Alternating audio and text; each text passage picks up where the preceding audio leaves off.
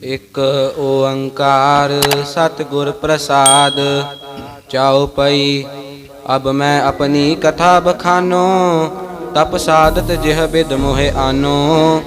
हेमकुंट पर्वत है जहाँ, सप्त श्रृंग शोभित है तहाँ। वाहिगुरु जी का खालसा वाहिगुरु जी की फतेह। परम सत्कारयोग सतगुरु जी की साजी और निवाजी होई गुरु स्वरूप गुरु खालसा साध संगत जी, आप जी समूह गुरसिख संगतां वडभागी हो। सतगुरु धन श्री गुरु ग्रंथ साहिब सच्चे पातशाह महाराज जी दे पावन चरणा कबलां पास जुड़ करके जीवन दे अमोल कीमती समय सवासां नूं सफल बना रहे हो। साहिबे कमाल सरबंस दानी धन श्री गुरु गोबिंद सिंह साहिब जी महाराज, आप जी दे पावन जीवन दी लड़ीवार कथा श्री विचित्र नाटक दी विचार आप जी सरवण कर रहे हो। आओ मन वृत्तियां एकाग्र करके सतगुरु सच्चे पातशाह महाराज जी दी पावन बाणी दी विचार सरवण करिए। मन दी एकाग्रता बनाउण वास्ते समूह गुरसिख संगतां अदब सहित जपना करो जी। सतनाम श्री वाहिगुरु साहिब, सतनाम श्री वाहिगुरु साहिब जीओ। एक ओंकार सतगुर प्रसाद चौपई। अब मैं अपनी कथा बखानो। धन गुरु गोबिंद सिंह साहिब सच्चे पातशाह महाराज फरमान करते हैं श्री विचित्र नाटक के 6वें अध्याय विच, हुण मैं अपनी कथा उच्चारण करदा बयान करदा हाँ। तप साधत जिह बिद मोहे आनो। तप साधदियां जिस विधि नाल अकाल पुरख वाहिगुरु जी सानू धरती ते लै करके आए हन। हेमकुंट पर्वत है जहाँ, हेमकुंट वो पर्वत है जिथे बर्फ ही बर्फ हुंदी है। हेम नाम बर्फ दा, तो कुंट नाम बर्फ दा जिहड़ा पर्वत है, जिथे हेमकुंट नाम दा पर्वत है। सप्त श्रृंग शोभित है तहाँ। इनू सप्त श्रृंग भी कह देंदे क्योंकि उथे 7 चोटियां सुभाईमान हन। तो जिथे हेमकुंट पर्वत है उथे 7 श्रृंग 7 चोटियां हन। सप्त श्रृंग तिह नाम कहावा। 7 चोटियां होने करके हेमकुंट पर्वत ਨੂੰ ਸਪਤ ਸਿੰਘ ਨਾਮ ਦੇ ਨਾਲ ਵੀ ਕਥਨ ਕੀਤਾ ਜਾਂਦਾ ਹੈ। ਪੰਡ ਰਾਜ ਜਹ ਜੋਗ ਕਮਾਵਾ। ਪਾਂਡਵਾਂ ਦਾ ਜਿਹੜਾ ਵੱਡਾ ਰਾਜਾ ਪੰਡੂ, ਉਹਨੇ ਵੀ ਇੱਥੇ ਰਾਜ ਜੋਗ ਦੀ ਕਮਾਈ ਕੀਤੀ। ਰਾਜੇ ਪੰਡੂ ਨੇ ਵੀ ਉੱਥੇ ਬਹਿ ਕੇ ਤਪ ਕੀਤਾ ਹੈ। ਤਹ ਹਮ ਅਧਿਕ ਤਪੱਸਿਆ ਸਾਦੀ। ਉਸ ਧਰਤੀ ਤੇ ਬਹਿ ਕੇ ਅਸੀਂ ਬੜੀ ਤਪੱਸਿਆ ਸਾਧੀ। महाराज कलगीधर गुरु गोबिंद सिंह साहिब जी, जिन्हां नूं दुष्ट दमन का नाम भी दिता जाता है, जो दुष्टां दा दमन करन वाले, नाश करन वाले, उन्हां दा खात्मा करन वाले। तो जिहड़ी ये कथा है उस समय दी है जदों दुष्ट दमन के रूप विच महाराज परमेश्वर की भगती बंदगी विच लीन सन। वो अगे जाके दा खुलासा भी करांगे, कईयां ने इस गल ते भी इतराज कीता है। सो महाराज सतगुरु कलगीधर जी दुष्ट दमन के रूप के अंदर हेमकुंट पर्वत के उपर बह करके तपस्या साध रहे हैं। महाकाल काल का आराधी। जो काल का भी काल है, जिन्हों महाकाल कहते हैं। सतगुरु कहते असी उस अकाल पुरख की भगती की है। एक काल है, काल भी महाकाल की आराधना करता है क्योंकि सब तो बड़ा परमेश्वर काल पुरख है। बाकी सारा सकल काल का किया तमाशा, जिन्ना भी ये तमाशा दुनिया का काल का बनाया, इनू कुदरत कह सकते हैं, माया कह सकते हैं, परमेश्वर की शक्ति कह सकते हैं, परमेश्वर का सरगुण रूप कह सकते हैं, त्रिगुणी रूप कह सकते हैं। तो महाराज सतगुरु कहते हैं इस प्रकार ਅਸੀਂ ਉਸ ਧਰਤੀ ਤੇ ਬਹਿ ਕੇ ਭਗਤੀ ਬੰਦਗੀ ਕੀਤੀ। ਉਹ ਮਹਾਂਕਾਲ ਜੋ ਵਾਹਿਗੁਰੂ ਹੈ ਉਸ ਅਕਾਲ ਪੁਰਖ ਦੀ ਆਰਾਧਨਾ ਕੀਤੀ ਹੈ। ਇਹ ਵਿਦ ਕਰਤ ਤਪਸਿਆ ਭਇਓ, ਇਸ ਵਿਧੀ ਨਾਲ ਤਪੱਸਿਆ ਕਰਦਿਆਂ ਕਰਦਿਆਂ ਦਵੈ ਤੇ ਏਕ ਰੂਪ ਹਵੈ ਗਇਓ। ਦੋ ਤੋਂ ਅਦਵੈਤ ਰੂਪ ਅਸੀਂ ਹੋ ਗਏ। ਦਵੈ ਤੋਂ ਯਾਨੀ ਕਿ ਦੋ ਤੋਂ ਇੱਕ ਰੂਪ ਬਣ ਗਏ, ਪਰਮੇਸ਼ਰ ਦਾ ਰੂਪ ਹੀ ਹੋ ਗਏ ਭਗਤੀ ਕਰਦਿਆਂ। ਉਥੇ ਜਿਹੜੀ ਦਵੈਤ ਸੀ, ਦਵਾਇ ਭਾ, ਉਹ ਖਤਮ ਹੋ ਗਿਆ। ਮੇਰੇ ਵਿੱਚ ਬ੍ਰਹਮ ਵਿੱਚ ਕਿਸੇ ਪ੍ਰਕਾਰ ਦਾ ਕੋਈ ਫਰਕ ਨਹੀਂ ਰਿਹਾ। ਤੋ ਹੁਣ ਇਹਨੂੰ ਇਸ ਤਰ੍ਹਾਂ ਜਾਣੋ, ਅੱਗੇ ਜਾ ਕੇ ਮਹਾਰਾਜ ਕਲਗੀਧਰ ਜੀ ਨੇ ਜਿਹੜੇ ਬੋਲ ਬਖਸ਼ੇ ਨੇ ਉੱਥੇ ਜਾ ਕੇ ਸਾਰਾ ਪ੍ਰਸੰਗ ਖੁੱਲ੍ਹਦਾ ਹੈ। ਜਿਵੇਂ ਧਨੁਸ਼ ਤੇ ਤੀਰ ਵੇਖੋ ਅਲੱਗ-ਅਲੱਗ ਨਹੀਂ ਹੁੰਦੇ, ਧਨੁਸ਼ ਤੇ ਤੀਰ ਇੱਕੋ ਹੀ ਨੇ, ਦੋਨੇ ਰਲ ਕੇ ਹੀ ਕੰਮ ਕਰਦੇ ਜੋ ਕਰਦੇ ਨੇ। ਧਨੁਸ਼ ਦੁਆਰਾ ਤੀਰ ਤਿਆਗਿਆ ਜਾਂਦਾ, ਛੱਡਿਆ ਜਾਂਦਾ, ਫਿਰ ਉਹ ਚੱਲਦਾ। ਪਰਮੇਸ਼ਰ ਦੀ ਜਿਹੜੀ ਸ਼ਕਤੀ ਹੈ ਨਾ, ਅਕਾਲ ਪੁਰਖ ਵਾਹਿਗੁਰੂ ਦੀ, ਉਸੇ ਤਰ੍ਹਾਂ ਜਾਣੋ ਜਿਵੇਂ ਧਨੁਸ਼ ਤੇ ਬਾਣ ਹੁੰਦਾ ਹੈ। ਦੋਨੇ ਇੱਕੋ ਹੀ ਰੂਪ ਨੇ ਪਰ ਕਿਰਿਆ ਅਲੱਗ-ਅਲੱਗ ਕਰ ਰਹੇ ਨੇ। ਤੋ ਅਕਾਲ ਪੁਰਖ ਤੇ ਗੁਰੂ ਗੋਬਿੰਦ ਸਿੰਘ ਜੀ ਮਹਾਰਾਜ, ਜਦੋਂ ਉਹਨਾਂ ਦੀ ਹਸਤੀ ਨੂੰ ਆਪਾਂ ਵਿਚਾਰੀਏ, ਇੱਥੇ ਕੋਈ ਤੀਜਾ ਨਹੀਂ ਸੀਗਾ। ਉਹ ਕੇਵਲ ਇੱਕੋ ਹੀ ਸ਼ਕਤੀ ਸੀ। ਜਿਵੇਂ ਧਨੁਸ਼ ਬਾਣ ਹੁੰਦਾ, ਕਮਾਨ ਤੀਰ ਹੁੰਦਾ ਹੈ, ਇੱਕੋ ਹੀ ਸ਼ਕਤੀ ਸੀ ਗੁਰੂ ਗੋਬਿੰਦ ਸਿੰਘ ਜੀ ਮਹਾਰਾਜ ਤੇ ਅਕਾਲ ਪੁਰਖ। ਉਹ ਦੋਹਾਂ ਦੀ ਆਪਸੀ ਜਿਹੜੀ ਚਰਚਾ ਹੈ ਉਹਨੂੰ ਮਹਾਰਾਜ ਕਲਗੀਧਰ ਜੀ ਨੇ ਇੱਥੇ ਬਿਆਨ ਕੀਤਾ ਹੈ। ਸਤਿਗੁਰੂ ਕਹਿੰਦੇ ਦਵੈਤ ਖਤਮ ਹੋ ਗਈ, ਇਹ ਬਿਦ ਕਰਤ ਤਪੱਸਿਆ ਭਇਓ, ਦਵੈ ਤੇ ਏਕ ਰੂਪ ਹੋਇਆ ਗਇਓ। ਇਸ ਵਿਧੀ ਨਾਲ ਤਪੱਸਿਆ ਕਰਦਿਆਂ ਦੋ ਤੋਂ ਅਸੀਂ ਇੱਕ ਰੂਪ ਹੋ ਗਏ ਹਾਂ। ਤਾਤ ਮਾਤ ਮੁਰ ਅਲਖ ਅਰਾਦਾ, ਮੇਰੇ ਮਾਤਾ ਪਿਤਾ ਨੇ, ਤਾਤ ਨਾਮ ਪਿਤਾ ਦਾ, ਤਾਤ ਮਾਤ ਮੇਰੇ ਮਾਤਾ ਪਿਤਾ ਨੇ ਉਸ ਅਲਖ ਪ੍ਰਭੂ ਨੂੰ ਆਰਾਧਿਆ। ਜਦੋਂ ਸਤਿਗੁਰੂ ਜੀ ਸਾਧ ਸੰਗਤ ਜੀ ਤ੍ਰਿਵੇਣੀ ਪ੍ਰਯਾਗਰਾਜ ਇਲਾਹਾਬਾਦ ਪਹੁੰਚੇ, ਮਾਤਾ ਨਾਨਕੀ ਜੀ ਗੁਰੂ ਤੇਗ ਬਹਾਦਰ ਸਾਹਿਬ ਜੀ ਨੂੰ ਬੇਨਤੀ ਕਰਦੇ ਨੇ, ਮਹਾਰਾਜ ਸਤਿਗੁਰੂ ਗੁਰੂ ਹਰਗੋਬਿੰਦ ਸਾਹਿਬ ਜੀ ਨੇ ਇੱਕ ਬਚਨ ਕੀਤਾ ਸੀ। ਗੁਰਦੇਵ ਜੀ ਜਦੋਂ ਆਪਣੀ ਗੁਰਤਾ ਗੱਦੀ ਆਪਣੇ ਪੋਤਰੇ ਗੁਰੂ ਹਰਿਰਾਏ ਸਾਹਿਬ ਜੀ ਨੂੰ ਬਖਸ਼ਦੇ ਨੇ ਤੇ ਮਾਤਾ ਨਾਨਕੀ ਜੀ ਨੇ ਅਰਦਾਸ ਕੀਤੀ, ਗੁਰਦੇਵ ਮੇਰਾ ਪੁੱਤਰ ਕੀ ਕਰੇਗਾ, ਵੀ ਉਮਰ ਕਰਕੇ ਛੋਟਾ ਹੈ, ਬਾਕੀ ਵੱਡੇ ਸਿਆਣੇ ਨੇ ਆਪ ਜੀ ਦੇ ਪੁੱਤਰ, ਤੋ ਮੇਰਾ ਛੋਟਾ ਪੁੱਤਰ ਕੀ ਕਰੇਗਾ। ਮਹਾਰਾਜ ਨੇ ਕਟਾਰ ਬਾਣੀ ਦੀ ਪੋਥੀ, ਇੱਕ ਰੁਮਾਲ ਸੀਗਾ, ਉਹ ਝੋਲੀ ਵਿੱਚ ਪਾਇਆ। ਸਤਿਗੁਰੂ ਕਹਿੰਦੇ ਆਉਣ ਵਾਲੇ ਸਮੇਂ ਦੇ ਅੰਦਰ ਇਹਨਾਂ ਦੇ ਘਰ ਵਿੱਚ ਗੁਰੂ ਨਾਨਕ ਸਾਹਿਬ ਦੀ ਵਡਿਆਈ ਆਵੇਗੀ। ਇਹਨਾਂ ਨੇ ਬਹੁਤ ਵੱਡਾ ਕਾਰਜ ਇਸ ਸੰਸਾਰ ਲਈ ਕਰਨਾ। ਤੇ ਜਿਸ ਦਿਨ 9ਵੇਂ ਪਾਤਸ਼ਾਹ ਜੀ ਦਾ ਪ੍ਰਕਾਸ਼ ਹੋਇਆ ਨਾ, ਸਤਿਗੁਰੂ ਸੱਚਖੰਡ ਸ੍ਰੀ ਹਰਿਮੰਦਰ ਸਾਹਿਬ ਤੋਂ ਆਏ ਤੇ ਆ ਕੇ ਗੁਰੂ ਤੇਗ ਬਹਾਦਰ ਸਾਹਿਬ ਜੀ ਨੂੰ ਹੱਥਾਂ 'ਚ ਚੁੱਕਿਆ ਤੇ ਸੀਸ ਨਵਾਇਆ। ਬਾਬਾ ਬਿਧੀ ਚੰਦ ਜੀ ਸੁਭਾਵਕ ਉਹਨਾਂ ਸਵਾਲ ਕੀਤਾ, ਮਹਾਰਾਜ ਇਸ ਤੋਂ ਪਹਿਲਾਂ ਵੀ ਸਾਹਿਬਜ਼ਾਦਿਆਂ ਨੇ ਜਨਮ ਲਿਆ ਹੈ, ਆਪ ਜੀ ਨੇ ਇਸ ਤਰ੍ਹਾਂ ਕਿਸੇ ਸਾਹਿਬਜ਼ਾਦੇ ਨੂੰ ਗੋਦ ਵਿੱਚ ਲੈ ਕੇ ਮੱਥਾ ਨਹੀਂ ਟੇਕਿਆ। ਮਹਾਰਾਜ ਕਹਿੰਦੇ ਇਹਨਾਂ ਦੇ ਘਰ ਦੇ ਵਿੱਚ ਇੱਕ ਮਰਦ ਅਗੰਬੜੇ ਨੇ ਜਨਮ ਧਾਰਨਾ ਹੈ, ਇੱਕ ਸੂਰਬੀਰ ਬਰਿਆਮ ਅਕੇਲਾ ਇਹੋ ਜਿਹਾ ਯੋਧਾ ਇਹਨਾਂ ਦੇ ਗ੍ਰਹਿ ਵਿਖੇ ਪ੍ਰਗਟ ਹੋਣਾ ਹੈ। ਤੋ ਇਹ ਬਚਨ ਜਿਹੜੇ ਸਨ ਮਹਾਰਾਜ ਨੇ ਬਚਪਨ ਵਿੱਚ ਹੀ ਕੀਤੇ ਸਨ, ਮਹਾਰਾਜ ਗੁਰੂ ਤੇਗ ਬਹਾਦਰ ਸਾਹਿਬ ਜੀ ਨੂੰ ਤੇ ਮਾਤਾ ਨਾਨਕੀ ਜੀ ਨੂੰ ਬਚਨ ਚੇਤੇ ਸਨ। ਤੇ ਜਦੋਂ ਇਲਾਹਾਬਾਦ ਪਹੁੰਚੇ ਨਾ, ਵੇਖੋ ਉਸ ਸਮੇਂ ਗੁਰੂ ਤੇਗ ਬਹਾਦਰ ਸਾਹਿਬ ਸੱਚੇ ਪਾਤਸ਼ਾਹ ਜੀ ਦੀ ਉਮਰ ਆ ਜਿਹੜੀ ਕਰੀਬਨ 45 ਸਾਲ ਦੇ ਲਾਗੇ ਜਾ ਪਹੁੰਚੀ। ਘਰ ਵਿੱਚ ਸੰਤਾਨ ਨਹੀਂ, ਪਰ ਮਾਤਾ ਨਾਨਕੀ ਜੀ ਇਸ ਭਾਵ ਵਿੱਚ ਸਨ ਕਿ ਜਿਹੜੇ ਬਚਨ 6ਵੇਂ ਪਾਤਸ਼ਾਹ ਕਹਿ ਕੇ ਗਏ ਨੇ ਉਹ ਵਿਅਰਥ ਨਹੀਂ ਜਾਣਗੇ। ਇਲਾਹਾਬਾਦ ਫਿਰ ਬੇਨਤੀ ਕਰਦੇ ਮਾਤਾ ਨਾਨਕੀ ਜੀ, ਸਤਿਗੁਰੂ ਭਾਵੇਂ ਪੁੱਤਰ ਲੱਗਦੇ ਸਨ ਪਰ ਹਮੇਸ਼ਾ ਗੁਰੂ ਨਾਨਕ ਸਾਹਿਬ ਦੀ ਜੋਤ ਕਰਕੇ ਜਾਣਿਆ। ਕਿ ਮੈਨੂੰ ਯਾਦ ਹੈ ਗੁਰੂ ਹਰਗੋਬਿੰਦ ਸਾਹਿਬ ਜੀ ਨੇ ਬਚਨ ਆਖੇ ਸਨ ਕਿ ਇਹਨਾਂ ਦੇ ਘਰ ਵਿੱਚ, ਯਾਨੀ ਗੁਰੂ ਤੇਗ ਬਹਾਦਰ ਸਾਹਿਬ ਜੀ ਦੇ ਘਰ ਵਿੱਚ ਯੋਧਾ ਪ੍ਰਗਟ ਹੋਵੇਗਾ, ਤੋ ਕਿਰਪਾ ਕਰੋ ਮਹਾਰਾਜ। ਫਿਰ ਮਹਾਰਾਜ ਗੁਰੂ ਤੇਗ ਬਹਾਦਰ ਸਾਹਿਬ ਜੀ ਨੇ ਬਚਨ ਕੀਤਾ ਕਿ ਜੇ ਤੁਹਾਨੂੰ ਨਿਹਚਾ ਹੈ, ਗੁਰੂ ਤੇਗ ਬਹਾਦਰ ਸਾਹਿਬ ਜੀ ਕਹਿੰਦੇ ਗੁਰੂ ਹਰਗੋਬਿੰਦ ਸਾਹਿਬ ਦੇ ਬੋਲਾਂ ਤੇ ਤੇ ਅਕਾਲ ਪੁਰਖ ਜ਼ਰੂਰ ਕਿਰਪਾ ਕਰਨਗੇ। ਫਿਰ ਸਾਹਿਬ ਜੀ ਲਿਖਦੇ ਉੱਥੇ ਇਲਾਹਾਬਾਦ, ਤਾਤ ਮਾਤ ਮੁਰ ਅਲਖ ਅਰਾਧਾ। ਮੇਰੇ ਮਾਤਾ ਪਿਤਾ ਜੀ ਨੇ ਅਲਖ ਨਾ ਲਖੇ ਜਾਣ ਵਾਲਾ ਜੋ ਵਾਹਿਗੁਰੂ ਹੈ ਉਸ ਦੀ ਆਰਾਧਨਾ ਕੀਤੀ ਹੈ। ਬਹੁ ਵਿਦ ਜੋਗ ਸਾਧਨਾ ਸਾਦਾ।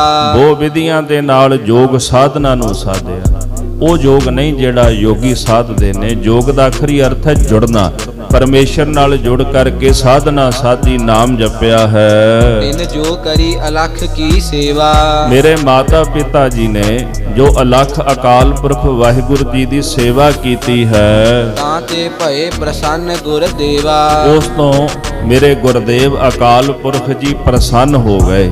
ਗੁਰਦੇਵ ਨੇ ਮੇਰੇ ਤੇ ਕਿਰਪਾ ਰਹਿਮਤ ਕੀਤੀ, ਮੇਰੇ ਮਾਤਾ ਪਿਤਾ ਜੀ ਉੱਪਰ ਵੀ ਉਹਨਾਂ ਪ੍ਰਸੰਨਤਾ ਕੀਤੀ ਹੈ। ਤਿਨ ਪ੍ਰਭ ਜਬ ਆਇਸ ਮੋਹਿ ਦੀਆ।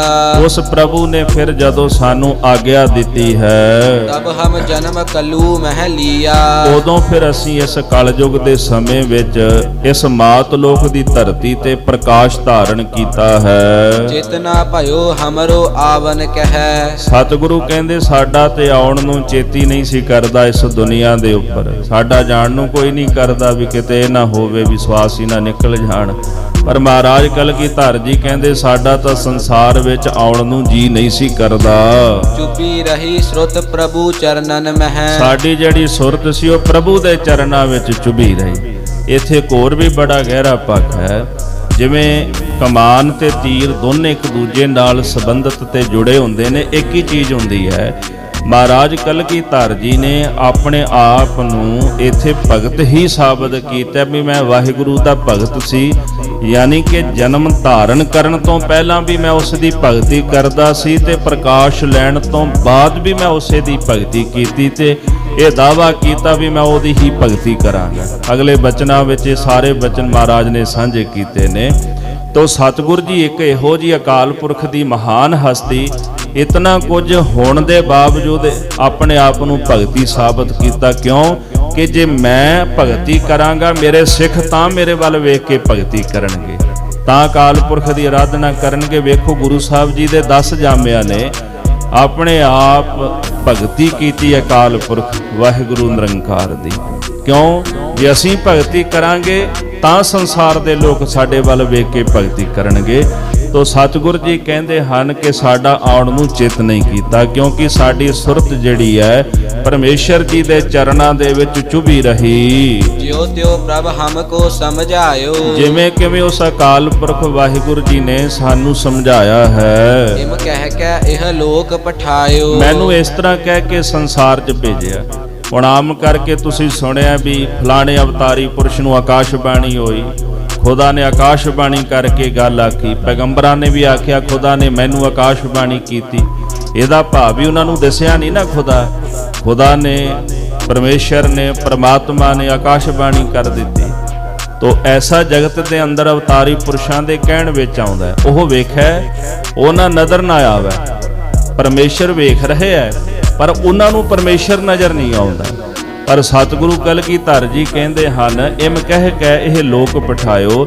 ਮੈਨੂੰ ਵਾਹਿਗੁਰੂ ਜੀ ਨੇ ਇਹ ਬਚਨ ਕਹਿ ਕੇ, ਜਿਵੇਂ ਦੋ ਸ਼ਕਤੀਆਂ ਆਪਸ ਵਿੱਚ ਇੱਕ ਦੂਜੇ ਦੇ ਸਨਮੁਖ ਹੋ ਕੇ ਗੱਲਾਂ ਕਰਦੀਆਂ ਨੇ, ਉਸ ਭਾਵ ਨੂੰ ਇੱਥੇ ਮਹਾਰਾਜ ਪ੍ਰਗਟ ਕਰ ਰਹੇ। ਮੈਨੂੰ ਇਸ ਤਰ੍ਹਾਂ ਗੱਲਾਂ ਕਹਿ ਕੇ ਵਾਹਿਗੁਰੂ ਨੇ ਧਰਤੀ ਤੇ ਭੇਜਿਆ ਹੈ। ਅਕਾਲ ਪੁਰਖ ਬਾਚ ਇਸ ਕੀਟ ਪ੍ਰਤ। ਮਹਾਰਾਜ ਸਤਿਗੁਰੂ ਕਹਿੰਦੇ ਅਕਾਲ ਪੁਰਖ ਬੋਲੇ। ਇੱਕ ਹੁੰਦੀ ਹੈ ਨਾ ਆਕਾਸ਼ਬਾਣੀ, ਇੱਥੇ ਕਹਿੰਦੇ ਅਕਾਲ ਪੁਰਖ ਬੋਲੇ ਇਸ ਕੀਟ ਪ੍ਰਤ। ਆਪਣੇ ਆਪ ਨੂੰ ਕੀਟ ਦੱਸ ਰਹੇ ਵੀ ਮੈਂ ਛੋਟਾ ਜਿਹਾ ਕੀੜਾ ਹੀ ਆ ਵਾਹਿਗੁਰੂ ਜੀ ਦੇ ਸਾਹਮਣੇ। ਇਸ ਭਾਵ ਨੂੰ ਗੁਰੂ ਨਾਨਕ ਸਾਹਿਬ ਜੀ ਵੀ ਪ੍ਰਗਟ ਕਰਦੇ, ਨਾਨਕ ਨੀਚ ਕਹੈ ਵਿਚਾਰ। ਸਤਿਗੁਰਾਂ ਨੇ ਬਾਣੀ ਵਿੱਚ ਬੜੀਆਂ ਥਾਵਾਂ ਤੇ ਬਚਨ ਉਚਾਰਨ ਕੀਤੇ ਨੇ, ਆਪਣੇ ਆਪ ਨੂੰ ਨੀਵਾਂ ਹੀ ਦੱਸਿਆ ਹੈ। ਜਿਹੜਾ ਨਮਰ ਭਾਵ ਗੁਰੂ ਨਾਨਕ ਸਾਹਿਬ ਨੇ ਰੱਖਿਆ ਉਹ 10ਵੇਂ ਜਾਮੇ ਵਿੱਚ ਵੀ ਉਸੇ ਤਰ੍ਹਾਂ ਹੀ ਹੈ। ਸਤਿਗੁਰੂ ਕਹਿੰਦੇ ਅਕਾਲ ਪੁਰਖ ਨੇ ਇਸ ਕੀਟ ਦੇ ਪ੍ਰਤੀ ਇਹ ਬਚਨ ਆਖੇ ਹਨ।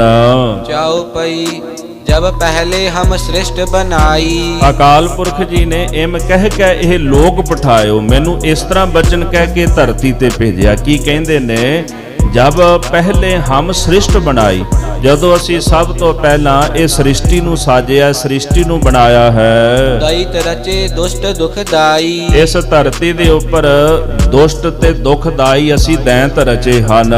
ਤੇ ਬੁਝ ਬਲ ਬਵਰੇ ਹਵੈ ਗਏ। ਦੈਂਤਾਂ ਨੂੰ ਕਿਉਂ ਰਚਿਆ? ਵੀ ਜਾਓ ਨਾਮ ਜਪੋ, ਬੰਦਗੀ ਕਰੋ, ਪਰਮੇਸ਼ਰ ਦੀ ਸ਼ੋਭਾ ਨੂੰ ਪ੍ਰਗਟ ਕਰੋ। ਪਰ ਜਦੋਂ ਦੈਂਤ ਧਰਤੀ ਤੇ ਆਏ ਤੇ ਉਹਨਾਂ ਦੇ ਕੋਲ ਬਲ ਤਾਕਤ ਸੀ, ਉਹ ਆਪਣੀ ਤਾਕਤ ਦੇ ਵਿੱਚ ਹੀ ਬਵਰੇ ਹੋ ਗਏ, ਪਾਗਲ ਹੋ ਗਏ ਹਨ।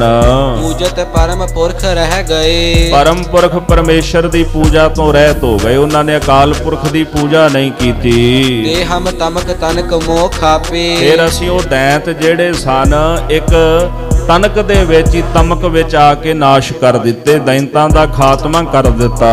ਤਿਨ ਕੀ ਠੌਰ ਦੇਵਤਾ ਥਾਪੇ। ਦੈਂਤਾਂ ਦੀ ਥਾਂ ਤੇ ਫਿਰ ਅਸੀਂ ਦੇਵਤੇ ਥਾਪ ਦਿੱਤੇ ਹਨ। ਤੇ ਪੀ ਬਲ ਪੂਜਾ ਉਰਜਾਏ। ਉਹਨਾਂ ਨੂੰ ਵੀ ਭੇਜਿਆ ਵੀ ਜਾਓ ਜਾ ਕੇ ਨਾਮ ਜਪੋ ਤੇ ਜਪਾਓ।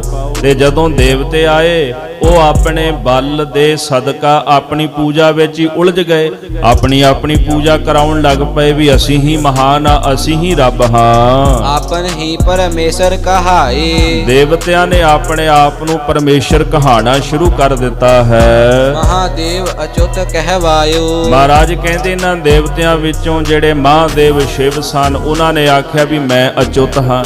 ਅਚੁੱਤ ਤੋਂ ਭਾਵ ਨਾ ਡਿੱਗਣ ਵਾਲਾ, ਜਿਹੜਾ ਕਦੇ ਨਾ ਡਿੱਗੇ। ਮਹਾਦੇਵ ਕੋ ਕਹਿਤ ਸਦਾ ਸਿਵ ਨਿਰੰਕਾਰ ਕਾ ਚੀਨਤ ਨਹਿ ਪੈਵ। ਤੋ ਮਹਾਰਾਜ ਜੀ ਕਹਿੰਦੇ ਹੋ ਜਿਹੜਾ ਮਹਾਦੇਵ ਸੀ ਉਹਨੂੰ ਹੀ ਕਲਿਆਣ ਕਰਤਾ ਮੰਨ ਕੇ ਲੋਕ ਉਹਦੀ ਪੂਜਾ ਕਰਨ ਲੱਗ ਪਏ।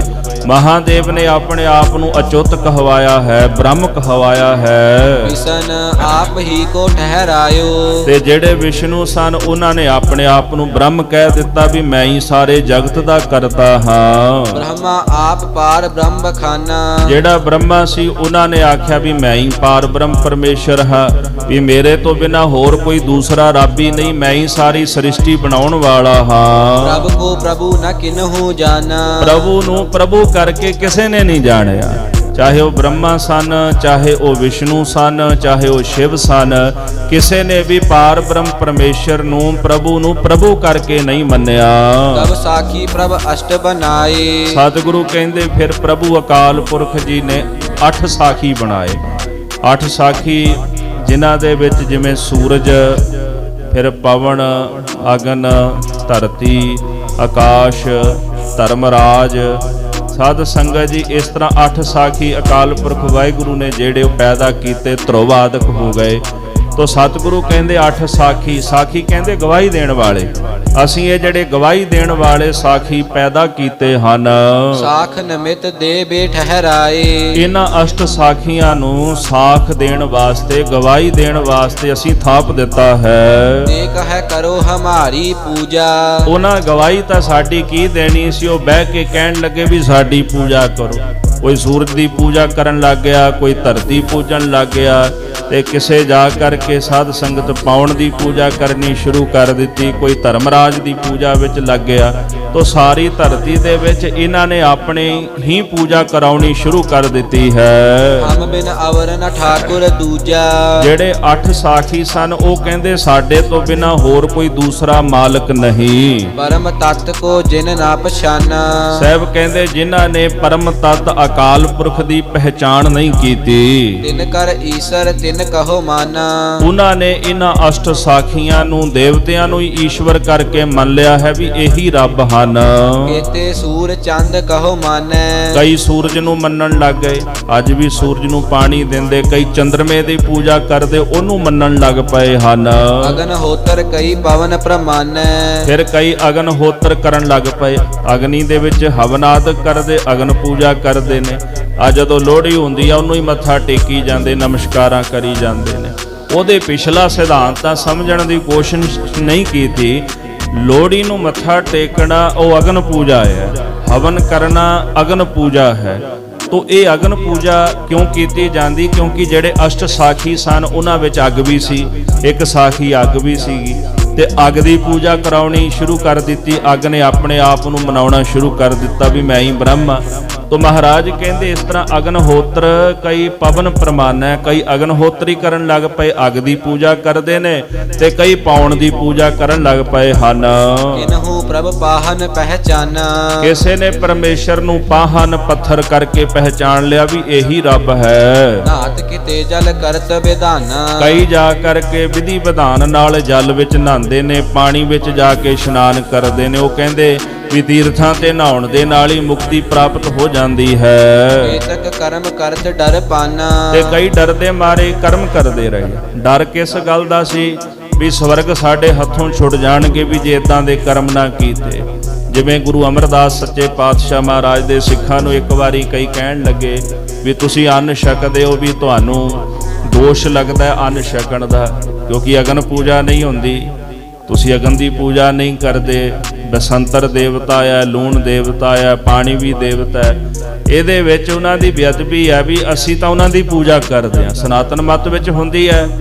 ਤੇ ਮਹਾਰਾਜ ਸੱਚੇ ਪਾਤਸ਼ਾਹ ਕਹਿੰਦੇ ਸਿੱਖ ਨੂੰ ਕਿਸੇ ਦੀ ਪੂਜਾ ਕਰਨ ਦੀ ਲੋੜ ਨਹੀਂ। ਜਦੋਂ ਤੁਸੀਂ ਵਾਹਿਗੁਰੂ ਕਹਿ ਕੇ ਮੁਖ ਵਿੱਚ ਭੋਜਨ ਪਾਉਂਦੇ ਹੋ, ਤੁਹਾਡਾ ਸਾਰਾ ਕੁਝ ਹੀ ਸਫਲਾ ਹੈ। ਇਸ ਕਰਕੇ ਮੇਰੇ ਸਿੱਖ ਨੂੰ ਕਿਸੇ ਦੀ ਪੂਜਾ ਕਰਨ ਦੀ ਲੋੜ ਨਹੀਂ।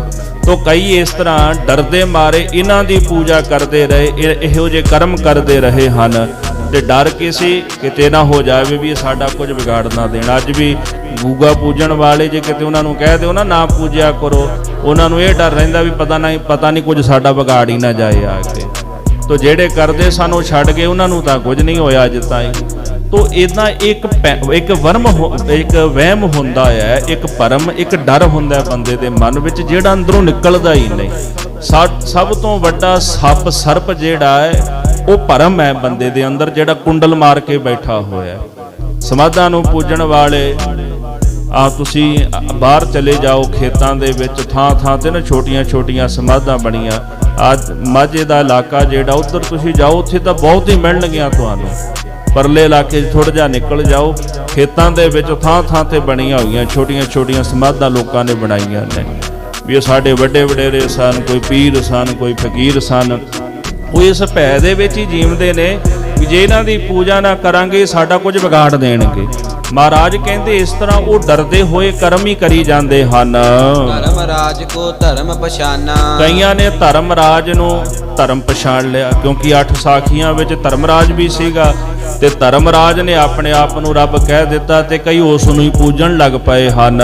ਜੇ ਪ੍ਰਭ ਸਾਖ ਨਮਿਤ ਠਹਿਰਾਏ, ਜਿਹਨਾਂ ਲੋਕਾਂ ਨੂੰ ਪ੍ਰਭੂ ਨੇ ਸਾਖ ਨਮਿਤ ਸਾਖੀ ਦੇਣ ਵਾਸਤੇ ਥਾਪਿਆ ਸੀ, ਦੇਹਿਆ ਆਏ ਪ੍ਰਭੂ ਕਹਿਵਾਏ, ਉਹਨਾਂ ਨੇ ਧਰਤੀ ਤੇ ਆ ਕੇ ਆਪਣੇ ਆਪ ਨੂੰ ਪਰਮੇਸ਼ਰ ਕਹਾਣਾ ਸ਼ੁਰੂ ਕਰ ਦਿੱਤਾ ਹੈ। ਕਾਕੀ ਬਾਤ ਬਿਸਰ ਜਾਤੀ ਭੀ, ਅਕਾਲ ਪੁਰਖ ਦੀ ਗੱਲ ਤਾਂ ਇਹਨਾਂ ਸਾਰਿਆਂ ਨੂੰ ਵਿਸਰ ਗਈ। ਆਪਣੀ ਪਰਤ ਸੋਭ ਭੀ, ਹਰ ਕਿਸੇ ਨੂੰ ਆਪਣੀ ਸ਼ੋਭਾ ਦੀ ਪੈ ਗਈ ਵੀ ਲੋਕ ਸਾਡੀ ਵਡਿਆਈ ਕਰਨ, ਸਾਡੀ ਪੂਜਾ ਕਰਨ। ਜਬ ਪ੍ਰਭ ਕੋ ਨਾ ਤਿਨੈ ਪਹਿਚਾਨਾ, ਸਤਿਗੁਰੂ ਕਹਿੰਦੇ ਜਦੋਂ 8 ਸਾਖੀਆਂ ਨੇ ਪ੍ਰਭੂ ਦੀ ਪਹਿਚਾਣ ਨਹੀਂ ਕੀਤੀ, ਤਬ ਹਰ ਇਨ ਮਨੁੱਛਨ ਠਹਿਰਾਨਾ, ਉਦੋਂ ਫਿਰ ਹਰੀ ਅਕਾਲ ਪੁਰਖ ਨੇ ਇਹਨਾਂ ਮਨੁੱਖਾਂ ਨੂੰ ਪੈਦਾ ਕੀਤਾ ਹੈ ਵੀ ਜਾਓ ਭਾਈ ਧਰਤੀ ਤੇ ਤੁਸੀਂ ਨਾਮ ਜਪੋ। ਤੇ ਵੀ ਬਸ ਮਮਤਾ ਹੋਏ ਗਏ, ਜਦੋਂ ਮਨੁੱਖ ਧਰਤੀ ਤੇ ਆਏ ਇਹ ਮਮਤਾ ਦੇ ਵਸ ਹੋ ਗਏ, ਮੋਹ ਦੇ ਵਿੱਚ ਫਸ ਗਏ ਹਨ। ਪਰਮੇਸ਼ਰ ਪਾਹਨ ਠਹਿਰਾਏ, ਇਹਨਾਂ ਨੇ ਪੱਥਰ ਨੂੰ ਰੱਬ ਕਰਕੇ ਮੰਨਣਾ ਸ਼ੁਰੂ ਕਰ ਦਿੱਤਾ ਵੀ ਪੱਥਰ ਹੀ ਰੱਬ ਹੈ। ਉਹਦੇ ਅੱਗੇ ਜਾ ਕਰਕੇ ਨੱਕ ਘੜੀਸਦੇ ਉਹਦੀ ਪੂਜਾ ਕਰੀ ਜਾਂਦੇ ਹਨ। ਤਬ ਹਰ ਸਿੱਧ ਸਾਧ ਠਹਿਰਾਏ, ਜਦੋਂ ਪਰਮੇਸ਼ਰ ਨੇ ਵੇਖਿਆ ਵੀ ਮਨੁੱਖ ਪੱਥਰਾਂ ਨੂੰ ਪੂਜਣ ਲੱਗ ਪਏ, ਉਦੋਂ ਅਕਾਲ ਪੁਰਖ ਨੇ ਫਿਰ ਸਿੱਧ ਪੈਦਾ ਕਰ ਦਿੱਤੇ, ਸਾਧ ਪੈਦਾ ਕਰ ਦਿੱਤੇ ਹਨ। ਤਿਨ ਵੀ ਪਰਮ ਪੁਰਖ ਨਹੀਂ ਪਾਏ, ਉਹਨਾਂ ਨੇ ਵੀ ਪਰਮ ਪੁਰਖ ਪਰਮੇਸ਼ਰ ਦੀ ਪ੍ਰਾਪਤੀ ਨਹੀਂ ਕੀਤੀ। ਸਿੱਧ 84 ਦੇ 84 ਰਹਿ ਗਏ, ਆਪਣੀ ਪੂਜਾ ਵਿੱਚ ਹੀ ਉਲਝ ਗਏ। ਜਿਹੜੇ ਸਿੱਧ ਸਨ ਉਹ ਆਪਣੀ ਪੂਜਾ ਵਿੱਚ ਉਲਝ ਕਰਕੇ ਹੀ ਰਹਿ ਗਏ ਹਨ। ਜੇ ਕੋਈ ਹੋਤ ਭਇਓ ਜਗ ਸਿਆਣਾ, ਜੇਕਰ ਕੋਈ ਜਗਤ ਦੇ ਵਿੱਚ ਸਿਆਣਾ ਪੁਰਸ਼ ਪੈਦਾ ਹੋ ਵੀ ਗਿਆ ਹੈ, ਤਿਨ ਆਪਣੋ ਪੰਥ ਚਲਾਨਾ, ਉਹਨਾਂ ਨੇ ਆਪਣਾ ਵੱਖਰਾ ਪੰਥ ਚਲਾ ਲਿਆ, ਆਪਣਾ ਧਰਮ ਤੋਰ ਲਿਆ, ਆਪਣਾ ਮਜ਼ਹਬ ਤੋਰ ਲਿਆ। ਬੁੱਧ ਨੇ ਬੌਧ ਧਰਮ ਤੋਰ ਲਿਆ, ਮਹਾਂਵੀਰ ਨੇ ਜੈਨ ਧਰਮ ਜਿਹੜਾ ਦੁਨੀਆ 'ਚ ਪੈਦਾ ਕਰ ਦਿੱਤਾ। ਇਸੇ ਤਰ੍ਹਾਂ ਹੀ ਹੋਇਆ ਨਾ, ਜਗਤ ਅੰਦਰ ਕੋਈ ਸਿਆਣਾ ਪੈਦਾ ਹੋਇਆ, ਉਹਨੇ ਆਪਣਾ ਧਰਮ ਜਿਹੜਾ ਹੈ ਸੰਸਾਰ ਦੇ ਵਿੱਚ ਤੋਰ ਲਿਆ। ਅਕਬਰ ਵਰਗੇ ਬਾਦਸ਼ਾਹ ਸਨ, ਉਹ ਨਹੀਂ ਹਟੇ ਪਿੱਛੇ। ਦੀਨੇ ਇਲਾਹੀ ਅਕਬਰ ਨੇ ਵੀ ਆਪਣਾ ਮਜ਼ਹਬ ਵੱਖਰਾ ਹੀ ਤੋਰ ਲਿਆ ਸੀਗਾ। ਜਿਹੜੇ ਜਿਹੜੇ ਜਗਤ ਵਿੱਚ ਸਿਆਣੇ ਹੋਏ ਉਹਨਾਂ ਨੇ ਆਪਣਾ ਆਪਣਾ ਪੰਥ ਤੋਰਿਆ ਹੈ। ਪਰਮ ਪੁਰਖ ਕਿਨਹੂ ਨਹਿ ਪਾਇਓ, ਕਿਸੇ ਨੇ ਪਰਮ ਪੁਰਖ ਪਰਮੇਸ਼ਰ ਅਕਾਲ ਪੁਰਖ ਦੀ ਪ੍ਰਾਪਤੀ ਨਹੀਂ ਕੀਤੀ। ਵੈਰ ਬਾਦ ਹੰਕਾਰ ਵਡਾਇਓ, ਹਿਰਦੇ ਵਿੱਚ ਵੈਰ ਬਾਦ ਝਗੜਾ ਤੇ ਹੰਕਾਰ ਵਧਾ ਲਿਆ, ਕਿਉਂਕਿ ਜਦੋਂ ਹੰਕਾਰ ਵੱਧਦਾ ਹੈ ਤੇ ਵੈਰ ਵਿਰੋਧ ਆਪੇ ਹੀ ਪੈਦਾ ਹੋ ਜਾਂਦਾ ਹੈ ਬੰਦੇ ਦੇ ਅੰਦਰ। ਹੰਕਾਰ ਹੀ ਲੜਾਈ ਝਗੜੇ ਦਾ ਵੈਰ ਵਿਰੋਧ ਦਾ ਕਾਰਨ ਹੈ। ਤੇ ਉਹ ਹੰਕਾਰ ਕੀ ਹੈ? ਮੈਂ ਵੱਡਾ, ਮੈਂ ਸਿਆਣਾ, ਮੇਰੇ ਵਰਗਾ ਕੋਈ ਨਹੀਂ, ਮੇਰਾ ਧਰਮ ਸਭ ਤੋਂ ਉੱਤਮ ਹੈ। ਇੱਥੇ ਆ ਕੇ ਫਿਰ ਬਾਦ ਵਿਵਾਦ ਲੜਾਈ ਝਗੜੇ ਪੈਦਾ ਹੋ ਜਾਂਦੇ ਹਨ। ਪੇੜ ਪਾਤ ਆਪਨ ਤੇ ਜਲੈ, ਸਤਿਗੁਰੂ ਕਹਿੰਦੇ ਜਿਹੜੇ ਪੇੜ ਹੁੰਦੇ ਨਾ, ਦਰਖਤ ਹੁੰਦੇ ਨੇ ਤੇ ਉਹਦੇ ਪੱਤੇ ਉਹ ਆਪਸ ਵਿੱਚ ਹੀ ਸੜ ਜਾਂਦੇ ਨੇ। ਜਿਵੇਂ ਜੰਗਲ ਦੇ ਵਿੱਚ ਜਦੋਂ ਬਾਂਸ ਆਪਸ ਵਿੱਚ ਖਹਿੰਦੀ ਹੈ ਤੇ ਅੱਗ ਲੱਗਦੀ ਹੈ ਉਹਨੂੰ, ਤੇ ਜਦੋਂ ਬਾਂਸ ਆਪ ਸੜਦੀ ਹੈ ਤੇ ਪੱਤੇ ਵੀ ਸਾੜ ਦਿੰਦੀ ਹੈ। ਉਹ ਇੱਕ ਦੂਜੇ ਨਾਲ ਖਹਿ ਕੇ ਹੀ ਸੜ ਕੇ ਰਾਖ ਹੋ ਜਾਂਦੇ ਹਨ। ਪ੍ਰਭ ਕੈ ਪੰਥ ਨਾ ਕੋਊ ਚਲੈ, ਜਿਵੇਂ ਕਹਿੰਦੇ ਪੇੜ ਤੇ ਪੱਤੇ ਆਪਸ ਵਿੱਚ ਸੜ ਕੇ ਖਾਕ ਹੋ ਜਾਂਦੇ ਨੇ, ਇਸੇ ਤਰ੍ਹਾਂ ਧਰਤੀ ਦੇ ਉੱਪਰ ਮਨੁੱਖ, ਸਿੱਧ, ਸਾਧ ਸਭ ਆਪਸ ਵਿੱਚ ਖਹਿ ਖਹਿ ਕੇ ਹੀ ਮਰ ਗਏ ਇੱਕ ਦੂਜੇ ਦੇ ਨਾਲ। ਉਹ ਚੀਜ਼ ਅੱਜ ਵੀ ਇਸੇ ਤਰ੍ਹਾਂ ਹੀ ਜਗਤ ਦੇ ਅੰਦਰ ਚੱਲ ਰਹੀ ਹੈ ਕਿ ਹੰਕਾਰ ਕਰਕੇ ਲੋਕ ਆਪਸ ਵਿੱਚ ਹੀ ਖਹਿ ਖਹਿ ਕੇ ਹੀ ਮਰ ਗਏ ਹਨ। ਤੇ ਸਾਹਿਬ ਜੀ ਕਹਿੰਦੇ ਪ੍ਰਭ ਕੈ ਪੰਥ ਨਾ ਕੋਊ ਚਲੈ, ਪਰਮੇਸ਼ਰ ਦੇ ਪੰਥ ਦੇ ਉੱਪਰ ਕੋਈ ਚੱਲਣ ਵਾਸਤੇ ਤਿਆਰ ਨਹੀਂ, ਕੋਈ ਰੱਬ ਦੇ ਰਾਹ ਤੇ ਨਹੀਂ ਚੱਲਦਾ। ਜਿਨ ਜਿਨ ਤਨਕ ਸਿੱਧ ਕੋ ਪਾਇਓ, ਜਿਨ੍ਹਾਂ ਨੇ ਸਾਧਨਾ ਕਰਦਿਆਂ ਕਿਤੇ ਤਨਕ ਮਾਤਰ ਥੋੜੀ ਜੀ ਸਿੱਧੀ ਦੀ ਪ੍ਰਾਪਤੀ ਕੀਤੀ ਹੈ, ਤਿਨ ਤਿਨ ਆਪਣਾ ਰਾਹੋ ਚਲਾਇਓ, ਉਹਨਾਂ ਨੇ ਧਰਤੀ ਦੇ ਉੱਪਰ ਆਪਣਾ ਆਪਣਾ ਮਜ਼ਹਬ, ਆਪਣਾ ਰਾਹ ਤੋਰ ਲਿਆ, ਆਪਣਾ ਹੀ ਪੰਥ ਤੋਰ ਲਿਆ ਹੈ। ਪਰਮੇਸ਼ਰ ਨਾ ਕਿਨਹੂ ਪਹਿਚਾਨਾ, ਅਕਾਲ ਪੁਰਖ ਵਾਹਿਗੁਰੂ ਦੀ ਪਹਿਚਾਨ ਕਿਸੇ ਨੇ ਨਹੀਂ ਕੀਤੀ। ਮਮ ਉਚਾਰ ਤੇ ਭਇਓ ਦੇਵਾਨਾ, ਕਲਗੀਧਰ ਜੀ ਕਹਿੰਦੇ ਅਕਾਲ ਪੁਰਖ ਮੈਨੂੰ ਕਹਿਣ ਲੱਗੇ ਮਮ ਉਚਾਰ, ਮੇਰਾ ਨਾਮ ਜਪਣ ਤੋਂ ਲੋਕ دیਵਾਨੇ ਹੋ ਗਏ, ਪਾਗਲ ਹੋ ਗਏ। ਕਿਸੇ ਨੇ ਮੇਰਾ ਨਾਮ ਨਹੀਂ ਜਪਿਆ ਤੇ ਆਪਣੀ ਪੂਜਾ ਵਿੱਚ ਉਲਝ ਗਏ ਹਨ। ਪਰਮ ਤਤ ਕਿਨਹੂ ਨਾ ਪਹਿਚਾਨਾ, ਜੋ ਪਰਮ ਤਤ ਹੈ, ਬ੍ਰਹਮ ਹੈ, ਉਸ ਦੀ ਪਹਿਚਾਨ ਕਿਸੇ ਨੇ ਨਹੀਂ ਕੀਤੀ। ਆਪ ਆਪ ਭੀਤਰ ਉਲਝਾਨਾ, ਹਰ ਕੋਈ ਆਪਣੇ ਆਪ ਦੇ ਵਿੱਚ ਹੀ ਉਲਝ ਕੇ ਰਹਿ ਗਿਆ ਹੈ। ਤਬ ਜੇ ਜੇ ਰਿਖ ਰਾਜ ਬਣਾਏ, ਫਿਰ ਪਰਮੇਸ਼ਰ ਨੇ ਧਰਤੀ ਦੇ ਉੱਪਰ ਰਿਖੀ ਰਾਜ ਪੈਦਾ ਕੀਤੇ ਹਨ। ਯਾਨੀ ਕਿ ਰਿਖੀਆਂ ਦੇ ਜਿਹੜੇ ਮੁਖੀ ਸਨ, ਜੈਸੇ ਵੇਦ ਵਿਆਸ ਜੀ ਵਰਗੇ ਸਿਆਣੇ ਜਿਹੜੇ ਸਨ, ਉਹ ਧਰਤੀ ਤੇ ਪੈਦਾ ਕੀਤੇ ਹਨ। ਜਿਨੇ ਆਪਨ ਪੁਨ ਸਿਮਰਤ ਚਲਾਏ, ਉਹਨਾਂ ਰਿਖੀਆਂ ਨੇ ਆਪਣੀਆਂ ਆਪਣੀਆਂ ਸਿਮਰਤੀਆਂ ਬਣਾ ਲਈਆਂ, ਆਪਣੇ ਸ਼ਾਸਤਰਾਂ ਨੂੰ ਜਨਮ ਦੇ ਦਿੱਤਾ। ਅੱਗੇ ਬ੍ਰਹਮਾ ਨੇ 4 ਵੇਦ ਬਣਾ ਦਿੱਤੇ, ਕਿਸੇ ਪਤੰਜਲ ਯੋਗ ਬਣਾ ਦਿੱਤਾ, ਕਿਸੇ ਨਿਆਇਕ, ਕਿਸੇ ਵਿਸ਼ੇਸ਼ਕ ਜਿਹੜਾ ਸ਼ਾਸਤਰ ਹੈ ਉਹਨੂੰ ਬਣਾ ਦਿੱਤਾ, ਕਿਸੇ ਨੇ वेदांत ਨੂੰ ਜਨਮ ਦੇ ਦਿੱਤਾ। ਇਸ ਤਰ੍ਹਾਂ ਜਿਹੜੇ ਉਹ ਰਿਖੀ ਸਨ, ਉਹਨਾਂ ਨੇ ਆਪਣੀਆਂ ਆਪਣੀਆਂ ਸਿਮਰਤੀਆਂ ਬਣਾ ਲਈਆਂ, ਆਪਣੇ ਆਪਣੇ ਸ਼ਾਸਤਰ ਬਣਾ ਲਏ ਹਨ। ਜੇ ਸਿਮਰੰਤਨ ਕੇ ਭਏ ਅਨੁਰਾਗੀ, ਜਿਹੜੇ ਉਹਨਾਂ ਸਿਮਰਤੀਆਂ ਦੇ ਦੱਸੇ ਹੋਏ ਕਰਮ ਕਾਂਡਾਂ ਦੇ ਪ੍ਰੇਮੀ ਬਣ ਗਏ ਹਨ। ਤਿਨ ਤਿਨ ਕਿਰਿਆ ਬ੍ਰਹਮ ਕੀ ਤਿਆਗੀ, ਉਹਨਾਂ ਨੇ ਬ੍ਰਹਮ ਦੀ ਕਿਰਿਆ ਨੂੰ ਤਿਆਗ ਦਿੱਤਾ। ਹੁਣ ਜਿਵੇਂ वेदांत ਸ਼ਾਸਤਰ ਹੈ, ਸਭ ਤੋਂ ਵਡਿਆਈ ਵੱਡੀ ਉਹਦੀ ਹੈ ਕਿਉਂਕਿ ਉਹ ਬ੍ਰਹਮ ਦੀ ਗੱਲ ਕਰਦਾ ਹੈ। ਬਾਕੀ ਜਿਹੜੇ ਸ਼ਾਸਤਰ ਨੇ ਉਹਨਾਂ ਦਾ ਮਤ ਜਿਹੜਾ ਉਹ ਬਿਲਕੁਲ ਹੀ ਬ੍ਰਹਮ ਤੋਂ ਭਿੰਨ ਵੱਖਰਾ ਜੇ। ਪਰ ਜਦੋਂ वेदांत ਸ਼ਾਸਤਰ ਦੀ ਗੱਲ ਕਰੀਏ, ਬੜਾ ਕੀਮਤੀ ਸ਼ਾਸਤਰ ਹੈ, ਪਰ ਜੇਕਰ ਕੋਈ ਸੇਧ ਲੈ ਲਏ ਤੇ ਉਹ ਮਨੁੱਖ ਆਪਣੇ ਅੰਦਰੋਂ ਹੰਕਾਰ ਦੀ ਬਿਰਤੀ ਤਿਆਗ ਕੇ ਦੇ ਅਧਿਆਸ ਛੱਡ ਕੇ ਬ੍ਰਹਮ ਸਰੂਪ ਹੋ ਜਾਂਦਾ ਹੈ। ਪਰ ਕਰੋੜਾਂ ਦੇ ਵਿੱਚੋਂ ਕੋਈ ਇੱਕ ਅੱਧਾ ਹੀ ਇਦਾਂ ਦਾ ਨਿਕਲਦਾ ਹੈ। ਜ਼ਿਆਦਾਤਰ ਲੋਕ ਇਹਨਾਂ ਸ਼ਾਸਤਰਾਂ ਨੂੰ ਪੜ੍ਹ ਕੇ ਅਭਿਮਾਨੀ ਹੋ ਜਾਂਦੇ ਨੇ। ਜਦੋਂ ਇਹ ਭਾਵ ਪੈਦਾ ਹੋ ਜਾਂਦਾ ਵੀ ਸਾਰਾ ਕੁਝ ਨਾਸ਼ਵੰਤ ਹੈ, ਬਸ ਕੇਵਲ ਬ੍ਰਹਮ ਹੀ ਸੱਚ ਹੈ, ਬਾਕੀ ਸਭ ਕੁਝ ਨਾਸ਼ਵੰਤ ਹੈ। ਅਹੰ ਬ੍ਰਹਮ ਅਸਮੀ, ਐਸੇ ਮੈਂ ਬ੍ਰਹਮ ਰੂਪ ਹਾਂ, ਮੈਂ ਆਪ ਹੀ ਬ੍ਰਹਮ ਹਾਂ। ਇਦਾਂ ਦਾ ਖੁਸ਼ ਗਿਆਨ ਜਦੋਂ ਅੰਦਰ ਪੈਦਾ ਹੋ ਜਾਂਦਾ ਹੈ, ਫਿਰ ਉਹ ਅਭਿਮਾਨੀ ਹੋ ਜਾਂਦੇ ਨੇ। ਦੇਹ ਅਧਿਆਸ ਤਾਂ ਜਾਣਾ ਦੂਰ ਦੀ ਗੱਲ ਰਹੀ, ਹੰਕਾਰ ਮਿਟਣਾ ਤਾਂ ਦੂਰ ਦੀ ਗੱਲ ਰਹੀ, ਉਹ ਆਪਣੇ ਆਪ ਨੂੰ ਹੀ ਰੱਬ ਮੰਨ ਕੇ ਬਹਿ ਜਾਂਦੇ ਨੇ, ਉਹਨੇ ਜੋਗੇ ਹੁੰਦੇ ਨਹੀਂ। ਇਸ ਵਾਸਤੇ ਮਹਾਰਾਜ ਕਹਿੰਦੇ ਜਿਹੜੇ ਇਹਨਾਂ ਸਿਮਰਤੀਆਂ ਸ਼ਾਸਤਰਾਂ ਦੇ ਪ੍ਰੇਮੀ ਬਣ ਗਏ ਹਨ, ਜਿਨ ਮਨ ਹਰ ਚਰਨਨ ਠਹਿਰਾਇਓ, ਉਹ ਬ੍ਰਹਮ ਦੇ ਤਿਆਗੀ ਹੋ ਗਏ। ਤੇ ਜਿਨ੍ਹਾਂ ਨੇ ਆਪਣਾ ਮਨ ਹਰੀ ਪਰਮੇਸ਼ਰ ਦੇ ਚਰਨਾਂ ਦੇ ਵਿੱਚ ਟਿਕਾ ਦਿੱਤਾ ਹੈ, ਉਹ ਸਿਮਰੰਤਨ ਕੇ ਰਾਹ ਨਾ ਆਇਓ, ਉਹ ਸਿਮਰਤੀਆਂ ਦੇ ਸ਼ਾਸਤਰਾਂ ਦੇ ਰਾਹ ਦੇ ਉੱਤੇ ਨਹੀਂ ਤੁਰਿਆ। ਉਹਨਾਂ ਨੇ ਆਖਿਆ ਵੀ ਨਹੀਂ, ਇਹ ਕਰਮ ਕਾਂਡਾਂ ਦੇ ਰਾਹ ਦੇ ਉੱਤੇ ਅਸੀਂ ਨਹੀਂ ਜਾਣਾ। ਬ੍ਰਹਮਾ 4 ਹੀ ਵੇਦ ਬਣਾਏ, ਬ੍ਰਹਮਾ ਨੇ 4 ਵੇਦ ਜਿਹੜੇ ਉਹ ਪੈਦਾ ਕਰ ਦਿੱਤੇ।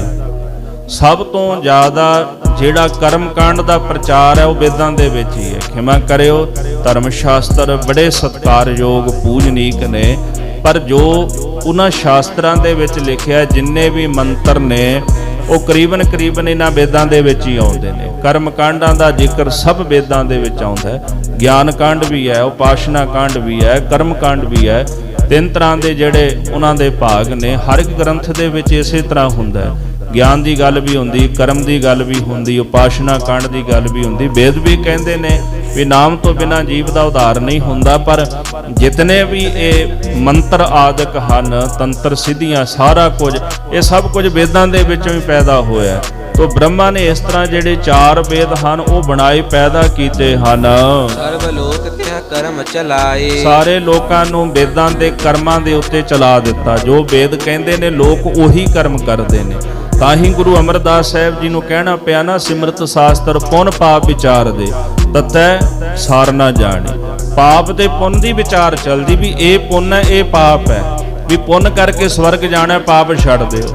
ਤੋ ਜੋ ਹੁਣ ਪੁੰਨ ਕੀਤਾ ਜਾ ਰਿਹਾ ਹੈ, ਉਹ ਪੁੰਨ ਜਿਹੜਾ ਹੈ ਉਹ ਕੋਈ ਧਾਰਮਿਕ ਕਰਮ ਨਹੀਂ, ਕਿਉਂਕਿ ਸਾਹਿਬ ਕਹਿੰਦੇ ਤਤ ਦੀ ਸਾਰ ਨੂੰ ਕਿਸੇ ਨੇ ਨਹੀਂ ਜਾਣਿਆ। ਪਾਪ ਪੁੰਨ ਦੀ ਵਿਚਾਰ ਹਰ ਕੋਈ ਕਰ ਰਿਹਾ ਹੈ, ਪਾਪ ਤੋਂ ਦੂਰ ਰਹਿਣ ਦੀ ਕੋਸ਼ਿਸ਼ ਹਰ ਕੋਈ ਕਰ ਰਿਹਾ ਹੈ, ਪਰ ਨਾਮ ਦੇ ਰਾਹ ਤੇ ਤਾਂ ਕੋਈ ਨਹੀਂ ਨਾ ਚੱਲ ਰਿਹਾ, ਪਰਮੇਸ਼ਰ ਦੀ ਬੰਦਗੀ ਦੇ ਰਾਹ ਤੇ ਕੋਈ ਨਹੀਂ ਚੱਲਦਾ ਪਿਆ।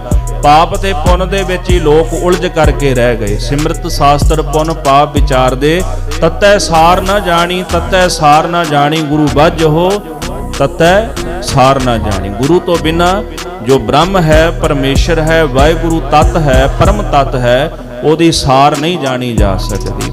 ਤੋ ਜਿਹੜੇ ਸ਼ਾਸਤਰ ਨੇ ਉਹ ਪਾਪ ਤੇ ਪੁੰਨ ਦੀ ਵਿਚਾਰ ਕਰਦੇ ਨੇ। ਤੇ ਵੇਖੋ ਮਨੁੱਖ ਅੱਜ ਕਰਮ ਕਾਂਡ ਦੇ ਵਿੱਚ ਉਲਝਿਆ ਹੋਇਆ ਹੈ। ਇਹ ਕਰਮ ਕਰੋ ਇਹ ਕੁਝ ਮਿਲੇਗਾ, ਇਹ ਕਰਮ ਕਰੋ ਇਹ ਕੁਝ ਸਾਨੂੰ ਪ੍ਰਾਪਤ ਹੋਵੇਗਾ। ਤੇ ਕਈਆਂ ਨੇ, ਮੈਨੂੰ ਖਿਮਾ ਕਰਿਓ ਮੇਰਾ ਆਪਣਾ ਭਾਵ ਮੈਂ ਤਾਂ ਬੇਨਤੀ ਕਰਨ ਲੱਗਾ ਵੀ ਬਾਣੀ ਨੂੰ ਕੋਈ ਮੰਤਰ ਤੰਤਰ ਨਾ ਬਣਾਓ ਵੀ ਇਹ ਸ਼ਬਦ ਪੜ੍ਹ ਲਓ ਤੁਹਾਡੇ ਨਾਲ ਇਹ ਹੋਵੇਗਾ, ਇਹ ਪੜ੍ਹ ਲਓ ਇਹ ਹੋਵੇਗਾ। ਬਾਣੀ ਜਿੱਥੋਂ ਮਰਜ਼ੀ ਪੜ੍ਹ ਲਓ। ਕਵੀ ਸੰਤੋਖ ਸਿੰਘ ਜੀ ਕਹਿੰਦੇ ਵੀ ਜਿਵੇਂ ਗੁੜ ਹੋਵੇ ਨਾ, ਜਿੱਧਰੋਂ ਮਰਜ਼ੀ ਗੁੜ ਨੂੰ ਖਾ ਲਓ, ਉਹਦੇ 'ਚ ਮਿਠਾਸ ਹੀ ਮਿਠਾਸ ਹੈ। ਬਾਣੀ ਜਿਹੜੀ ਮਰਜ਼ੀ ਪੜ੍ਹ ਲਓ, ਬਾਣੀ ਕਲਿਆਣ ਕਰਤਾ ਹੈ।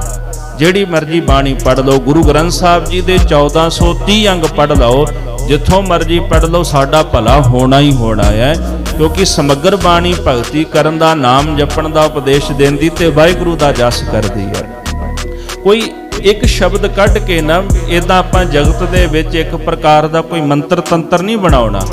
ਇਹ ਭਾਵ ਨਹੀਂ ਰੱਖਣਾ ਵੀ ਇਹ ਸ਼ਬਦ ਪੜੋ ਇਹ ਕੰਮ ਹੋਵੇਗਾ। ਇਹਦਾ ਮਤਲਬ ਜੇ ਤੁਸੀਂ ਦੂਜਾ ਸ਼ਬਦ ਪੜੋਗੇ ਤੁਹਾਡਾ ਕੰਮ ਨਹੀਂ ਹੋਵੇਗਾ। ਵੀ ਆਹ ਸ਼ਬਦ ਪੜ੍ਹ ਲਓ ਇਹਦੇ ਨਾਲ ਬਸ ਆਹੀ ਕੰਮ ਹੁੰਦਾ ਹੈ, ਤੇ ਦੂਜਾ ਸ਼ਬਦ ਪੜੋਗੇ ਇਹਦੇ ਨਾਲ ਆਹ ਕੰਮ ਹੋ ਜਾਏਗਾ।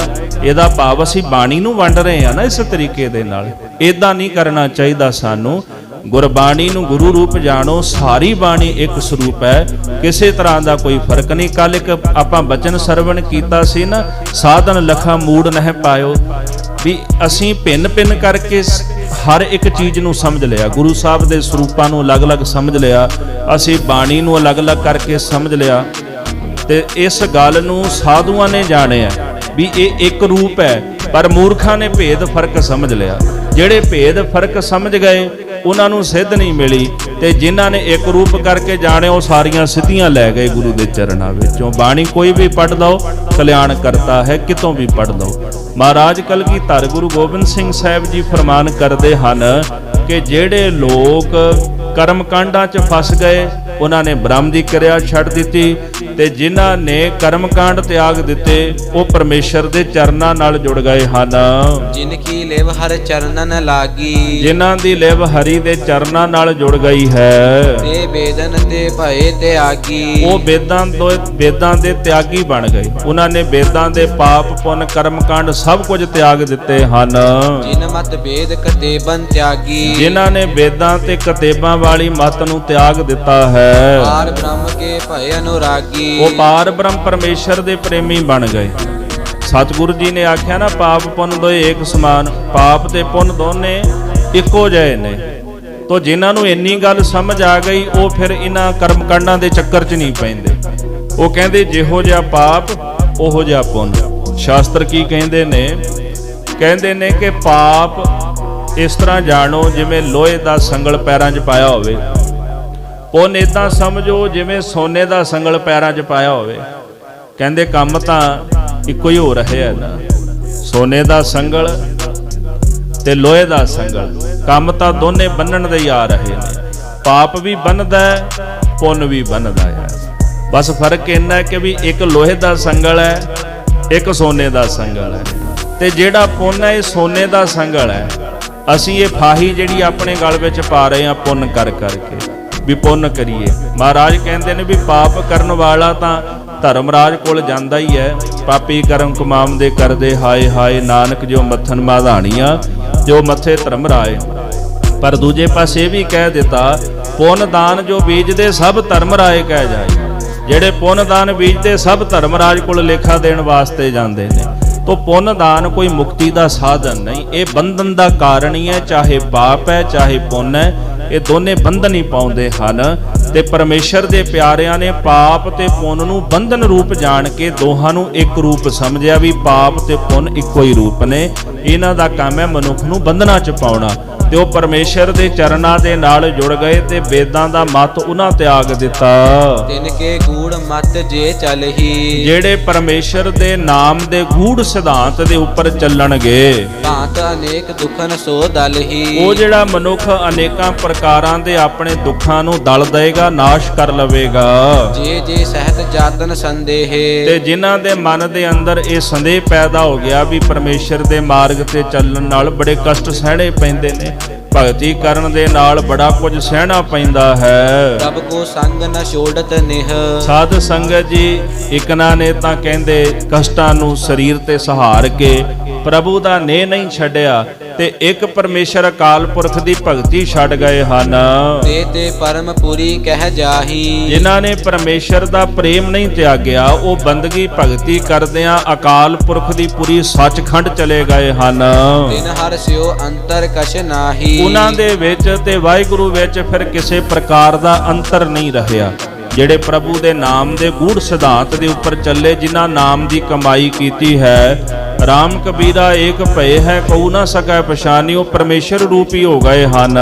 ਜੇ ਜੇ ਜੀਅ ਜਾਤਨ ਤੇ ਡਰੇ, ਜਿਹੜੇ ਜਿਹੜੇ ਜੀਵ ਕਸ਼ਟਾਂ ਤੋਂ ਡਰਦੇ ਰਹੇ, ਦੁੱਖਾਂ ਤੋਂ ਡਰਦੇ ਰਹੇ ਹਨ, ਪਰਮ ਪੁਰਖ ਤਜ ਤਿਨ ਮਗ ਪਰੇ, ਉਹ ਪਰਮ ਪੁਰਖ ਵਾਹਿਗੁਰੂ ਦਾ ਤਿਆਗ ਕਰਕੇ ਫਿਰ ਉਹ ਵੇਦਾਂ ਕਤੇਬਾਂ ਦੇ ਕਰਮ ਕਾਂਡਾਂ ਦੇ ਰਾਹ ਦੇ ਉੱਪਰ ਤੁਰ ਪਏ ਨੇ। ਕਿਉਂਕਿ ਭਗਤੀ ਦਾ ਰਾਹ ਜਿਹੜਾ ਹੈ ਉਹਦੇ ਉੱਪਰ ਮਨੁੱਖ ਨੂੰ ਬੜੀ ਮਿਹਨਤ ਕਰਨੀ ਪੈਂਦੀ। ਦੁੱਖ ਦਾਰੂ ਸੁਖ ਰੋਗ ਭਇਆ, ਗੁਰੂ ਸਾਹਿਬ ਜੀ ਨੇ ਇੱਕ ਬੜਾ ਸੁੰਦਰ ਬਚਨ ਉਚਾਰਨ ਕੀਤਾ, ਭਾਵੇਂ ਆਪਾਂ ਇਹਦੇ ਅੱਖਰੀ ਅਰਥ ਇਹ ਕਰ ਦਿੰਦੇ ਆ ਵੀ ਦੁੱਖ ਦਾਰੂ, ਦੁੱਖ ਜਿਹੜਾ ਮਨੁੱਖਾਂ ਲਈ ਦਾਰੂ ਤੇ ਸੁਖ ਰੋਗ ਬਣ ਜਾਂਦਾ ਹੈ। ਪਰ ਇਹਦਾ ਅੰਤਰੀਵ ਅਰਥ ਜਿਹੜਾ ਵਿਦਵਾਨ ਸੱਜਣ ਕਰਦੇ ਨੇ ਕਿ ਪਰਮੇਸ਼ਰ ਦੇ ਪਿਆਰਿਆਂ ਨੇ ਭਗਤੀ ਕਰਦਿਆਂ ਜਿਹੜਾ ਦੁੱਖ ਸਹਿਆ, ਉਹਨਾਂ ਨੇ ਆਖਿਆ ਵੀ ਇਹ ਦੁੱਖ ਸਾਡੇ ਲਈ ਦਾਰੂ ਰੂਪ ਹੈ, ਤੇ ਜਿਹੜਾ ਸੁੱਖ ਹੈ ਪਦਾਰਥਾਂ ਦਾ ਇਹ ਰੋਗ ਰੂਪ ਹੈ, ਇਹ ਰੋਗ ਬਣ ਜਾਂਦਾ ਹੈ। ਤੋ ਭਗਤਾਂ ਨੇ ਸੁੱਖ ਤਿਆਗ ਕੇ ਦੁੱਖ ਕਬੂਲ ਕਰ ਲਿਆ। ਉਹਨਾਂ ਨੇ ਸਰੀਰ ਦੇ ਉੱਪਰ ਹਰ ਪ੍ਰਕਾਰ ਦੇ ਕਸ਼ਟ ਸਹਾਰਦਿਆਂ ਹੋਇਆਂ ਪਰਮੇਸ਼ਰ ਅਕਾਲ ਪੁਰਖ ਦੀ ਭਗਤੀ ਬੰਦਗੀ ਕੀਤੀ ਹੈ। ਤੋ ਕਈ ਫਿਰ ਉਸ ਕਸ਼ਟਾਂ ਤੋਂ ਡਰ ਗਏ ਹਨ ਤੇ ਉਹਨਾਂ ਨੇ ਪਰਮੇਸ਼ਰ ਦੀ ਭਗਤੀ ਛੱਡ ਦਿੱਤੀ। ਤੇ ਨਰਕ ਕੁੰਡ ਮੋਹ ਪਰਹੀ, ਫਿਰ ਉਹ ਜਿਹੜੇ ਜੀਵ ਜਾ ਕੇ ਨਰਕ ਕੁੰਡਾਂ ਦੇ ਵਿੱਚ ਡਿੱਗ ਪਏ। ਬਾਰ ਬਾਰ ਜਗ ਮੋਹ ਬਪ ਧਰਹੀ, ਬਾਰ ਬਾਰ ਉਹ ਪਰਮੇਸ਼ਰ ਦੀ, ਜਿਹੜਾ ਬੰਦਾ ਪਰਮੇਸ਼ਰ ਦੀ ਭਗਤੀ ਤੋਂ ਬੇਮੁਖ ਹੋ ਗਿਆ, ਉਹ ਬਾਰ ਬਾਰ ਜਗਤ ਦੇ ਵਿੱਚ ਜਨਮ ਧਾਰਨ ਕਰਦਾ ਹੈ। ਤਬ ਹਰ ਬਹੁਰ ਦਤ ਉਪਜਾਇਓ, ਫਿਰ ਅਕਾਲ ਪੁਰਖ ਜੀ ਨੇ ਦੱਤਾਤਰੇ ਪੈਦਾ ਕੀਤਾ ਹੈ। ਤਿਨ ਪੀ ਆਪਣਾ ਪੰਥ ਚਲਾਇਓ, ਤੇ ਦੱਤਾਤਰੇ ਨੇ ਸੰਨਿਆਸੀਆਂ ਦਾ ਪੰਥ ਧਰਤੀ ਤੇ ਚਲਾ ਦਿੱਤਾ। ਕਰਮੋ ਨਕ ਸਿਰ ਜਟਾ ਸਵਾਰੀ, ਹੱਥਾਂ ਦੇ ਵਿੱਚ ਨਹੁੰ ਵਧਾ ਲਏ ਤੇ ਸਿਰ ਦੇ ਉੱਪਰ ਵੱਡੀਆਂ ਵੱਡੀਆਂ ਜਟਾਵਾਂ ਵਧਾ ਲਈਆਂ ਹਨ। ਪ੍ਰਭ ਕੀ ਕਿਰਿਆ ਕਛੂ ਨਾ ਵਿਚਾਰੀ, ਤੇ ਪ੍ਰਭੂ ਦੀ ਕਿਰਿਆ, ਪ੍ਰਭੂ ਦੇ ਨਾਮ ਦੀ ਮਹਿਮਾ ਕਿਸੇ ਨੇ ਵੀ ਆਪਣੇ ਮਨ ਵਿੱਚ ਨਹੀਂ ਵਿਚਾਰੀ। ਉਨ ਹਰ ਗੋਰਖ ਕਉ ਉਪਰਾਜਾ, ਫਿਰ ਅਕਾਲ ਪੁਰਖ ਨੇ ਵੇਖਿਆ ਵੀ ਇਹਨੇ ਤਾਂ ਆਪਣਾ ਹੀ ਪੰਥ ਚਲਾ ਲਿਆ। ਦੱਤਾਤਰੇ ਨੇ 24 ਗੁਰੂ ਧਾਰਨ ਕੀਤੇ, ਫਿਰ ਉਹ ਸੰਨਿਆਸੀਆਂ ਦਾ ਪੰਥ ਆਰੰਭ ਕਰ ਲਿਆ ਉਹਨੇ। ਤੇ ਦੱਤਾਤਰੇ ਤੋਂ ਬਾਅਦ ਫਿਰ ਪਰਮੇਸ਼ਰ ਜੀ ਨੇ ਗੋਰਖ ਨੂੰ ਪੈਦਾ ਕਰ ਦਿੱਤਾ, ਗੋਰਖਨਾਥ ਪੈਦਾ ਹੋਇਆ ਹੈ। ਸਿੱਖ ਕਰੇ ਤਿਨਹੂ ਬੜ ਰਾਜਾ। ਗੋਰਖਨਾਥ ਨੇ ਵੱਡੇ ਵੱਡੇ ਰਾਜਿਆਂ ਨੂੰ ਆਪਣਾ ਸਿੱਖ ਬਣਾ ਲਿਆ, ਭਾਵ ਉਹਨਾਂ ਨੂੰ ਵੀ ਅੱਗੇ ਸਿੱਧ ਬਣਾ ਦਿੱਤਾ ਹੈ। ਸਰਵਨ ਫਾਰ ਮੁੰਦਰਾ ਦੁਐ ਡਾਰੀ। ਕੰਨ ਪਾੜ ਕੇ ਤੇ ਕੰਨਾਂ ਦੇ ਵਿੱਚ ਦੋ ਦੋ ਮੁੰਦਰਾਂ ਸਭ ਦੇ ਪਵਾ ਦਿੱਤੀਆਂ। ਹਰ ਕੀ ਪ੍ਰੀਤ ਰੀਤ ਨਾ ਵਿਚਾਰੀ। ਪਰ ਪ੍ਰਭੂ ਦੇ ਪ੍ਰੇਮ ਦੀ ਜਿਹੜੀ ਰੀਤ ਸੀ, ਪ੍ਰੀਤ ਦੀ ਰੀਤ ਕਿਸੇ ਨੇ ਵੀ ਆਪਣੇ ਹਿਰਦੇ ਵਿੱਚ ਨਹੀਂ ਵਿਚਾਰੀ। ਗੁਣ ਹਰ ਰਾਮਾਨੰਦ ਕੋ ਕਰਾ। ਜਦੋਂ ਪਰਮੇਸ਼ਰ ਨੇ ਵੇਖਿਆ ਵੀ ਗੋਰਖਨਾਥ ਜਿਹੜਾ ਹੈ ਇਹ ਵੀ ਆਪਣੀ ਪੂਜਾ ਵਿੱਚ ਉਲਝ ਕੇ ਰਹਿ ਗਿਆ, ਗੋਰਖਨਾਥ ਦਾ ਪੰਥ ਬਹੁਤਾ ਪ੍ਰਗਟ ਨਹੀਂ ਹੋਇਆ, 84 ਸਿੱਧੀ ਰਹਿ ਗਏ।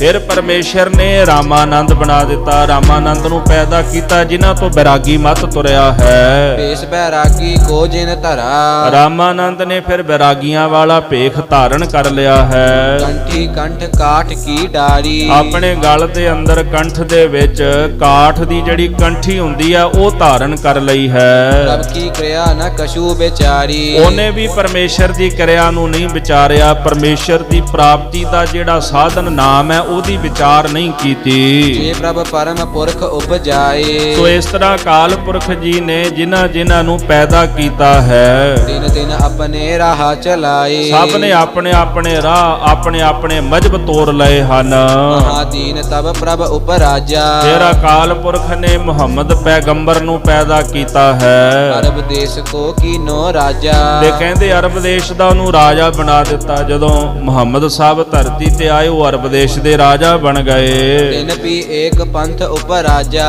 ਉਹਨਾਂ ਨੇ ਵੀ ਫਿਰ ਇਸਲਾਮ ਪੰਥ ਜਿਹੜਾ ਹੈ ਉਹ ਪੈਦਾ ਕਰ ਲਿਆ। ਲਿੰਗ ਬਿਨਾ ਕੀਨੇ ਸਭ ਰਾਜਾ। ਜਿੰਨੇ ਵੀ ਰਾਜੇ ਸਨ ਸਭ ਦੀ ਸੁਨਨਤ ਖੰਨਤ ਉਹਨਾਂ ਨੇ ਕਰਾ ਦਿੱਤੀ। ਇਸੇ ਤਰ੍ਹਾਂ ਜਿਤਨੇ ਵੀ, ਕਿਉਂਕਿ ਸ਼ੀਆ ਤੇ ਸੁੰਨੀ ਦੋ ਪ੍ਰਕਾਰ ਦੇ ਮੁਸਲਮਾਨ ਨੇ, ਤੇ ਕਹਿੰਦੇ ਧਰਤੀ ਦੇ ਉੱਪਰ ਬਹੁਤਾਤ ਦੇ ਅੰਦਰ ਸੁੰਨੀ ਮੁਸਲਮਾਨ ਹਨ ਤੇ ਬਹੁਤਾਤ ਦੇ ਵਿੱਚ ਇਹਨਾਂ ਦੀ ਸੁਨਨਤ ਕਹਿੰਦੇ ਮੁਹੰਮਦ ਸਾਹਿਬ ਨੇ ਕਰਾ ਦਿੱਤੀ ਹੈ। ਸਭ ਤੇ ਆਪਣਾ ਨਾਮ ਜਪਾਇਓ। ਤੇ ਸਭ ਤੋਂ ਆਪਣਾ ਨਾਮ ਹੀ ਜਪਾਇਆ। ਉਹਨਾਂ ਨੇ ਆਪਣੇ ਆਪ ਨੂੰ ਖੁਦਾ ਕਹਿਵਾਇਆ ਵੀ ਮੈਂ ਖੁਦਾ ਦਾ ਪੈਗਾਮ ਲੈ ਕੇ ਇਸ ਧਰਤੀ ਦੇ ਉੱਪਰ ਆਇਆ ਤੇ ਜਗਤ ਦੇ ਵਿੱਚ ਲੋਕਾਂ ਨੇ ਉਹਨਾਂ ਦੀ ਪੂਜਾ ਕੀਤੀ ਹੈ। ਸਤ ਨਾਮ ਕਾਹੂ ਨਾ ਦ੍ਰਿੜਾਇਓ। ਕਿਸੇ ਨੇ ਵੀ ਅਕਾਲ ਪੁਰਖ ਦੇ ਸੱਚੇ ਨਾਮ ਨੂੰ ਜਗਤ ਵਿੱਚ ਦ੍ਰਿੜ ਨਹੀਂ ਕਰਾਇਆ। ਸਭ ਆਪਣੀ ਆਪਣੀ ਉਰਜਾਨਾ। ਸਾਰੇ ਜਾਣੇ ਆਪਣੀ ਆਪਣੀ ਪੂਜਾ ਦੇ ਵਿੱਚ ਉਲਝ ਗਏ ਹਨ।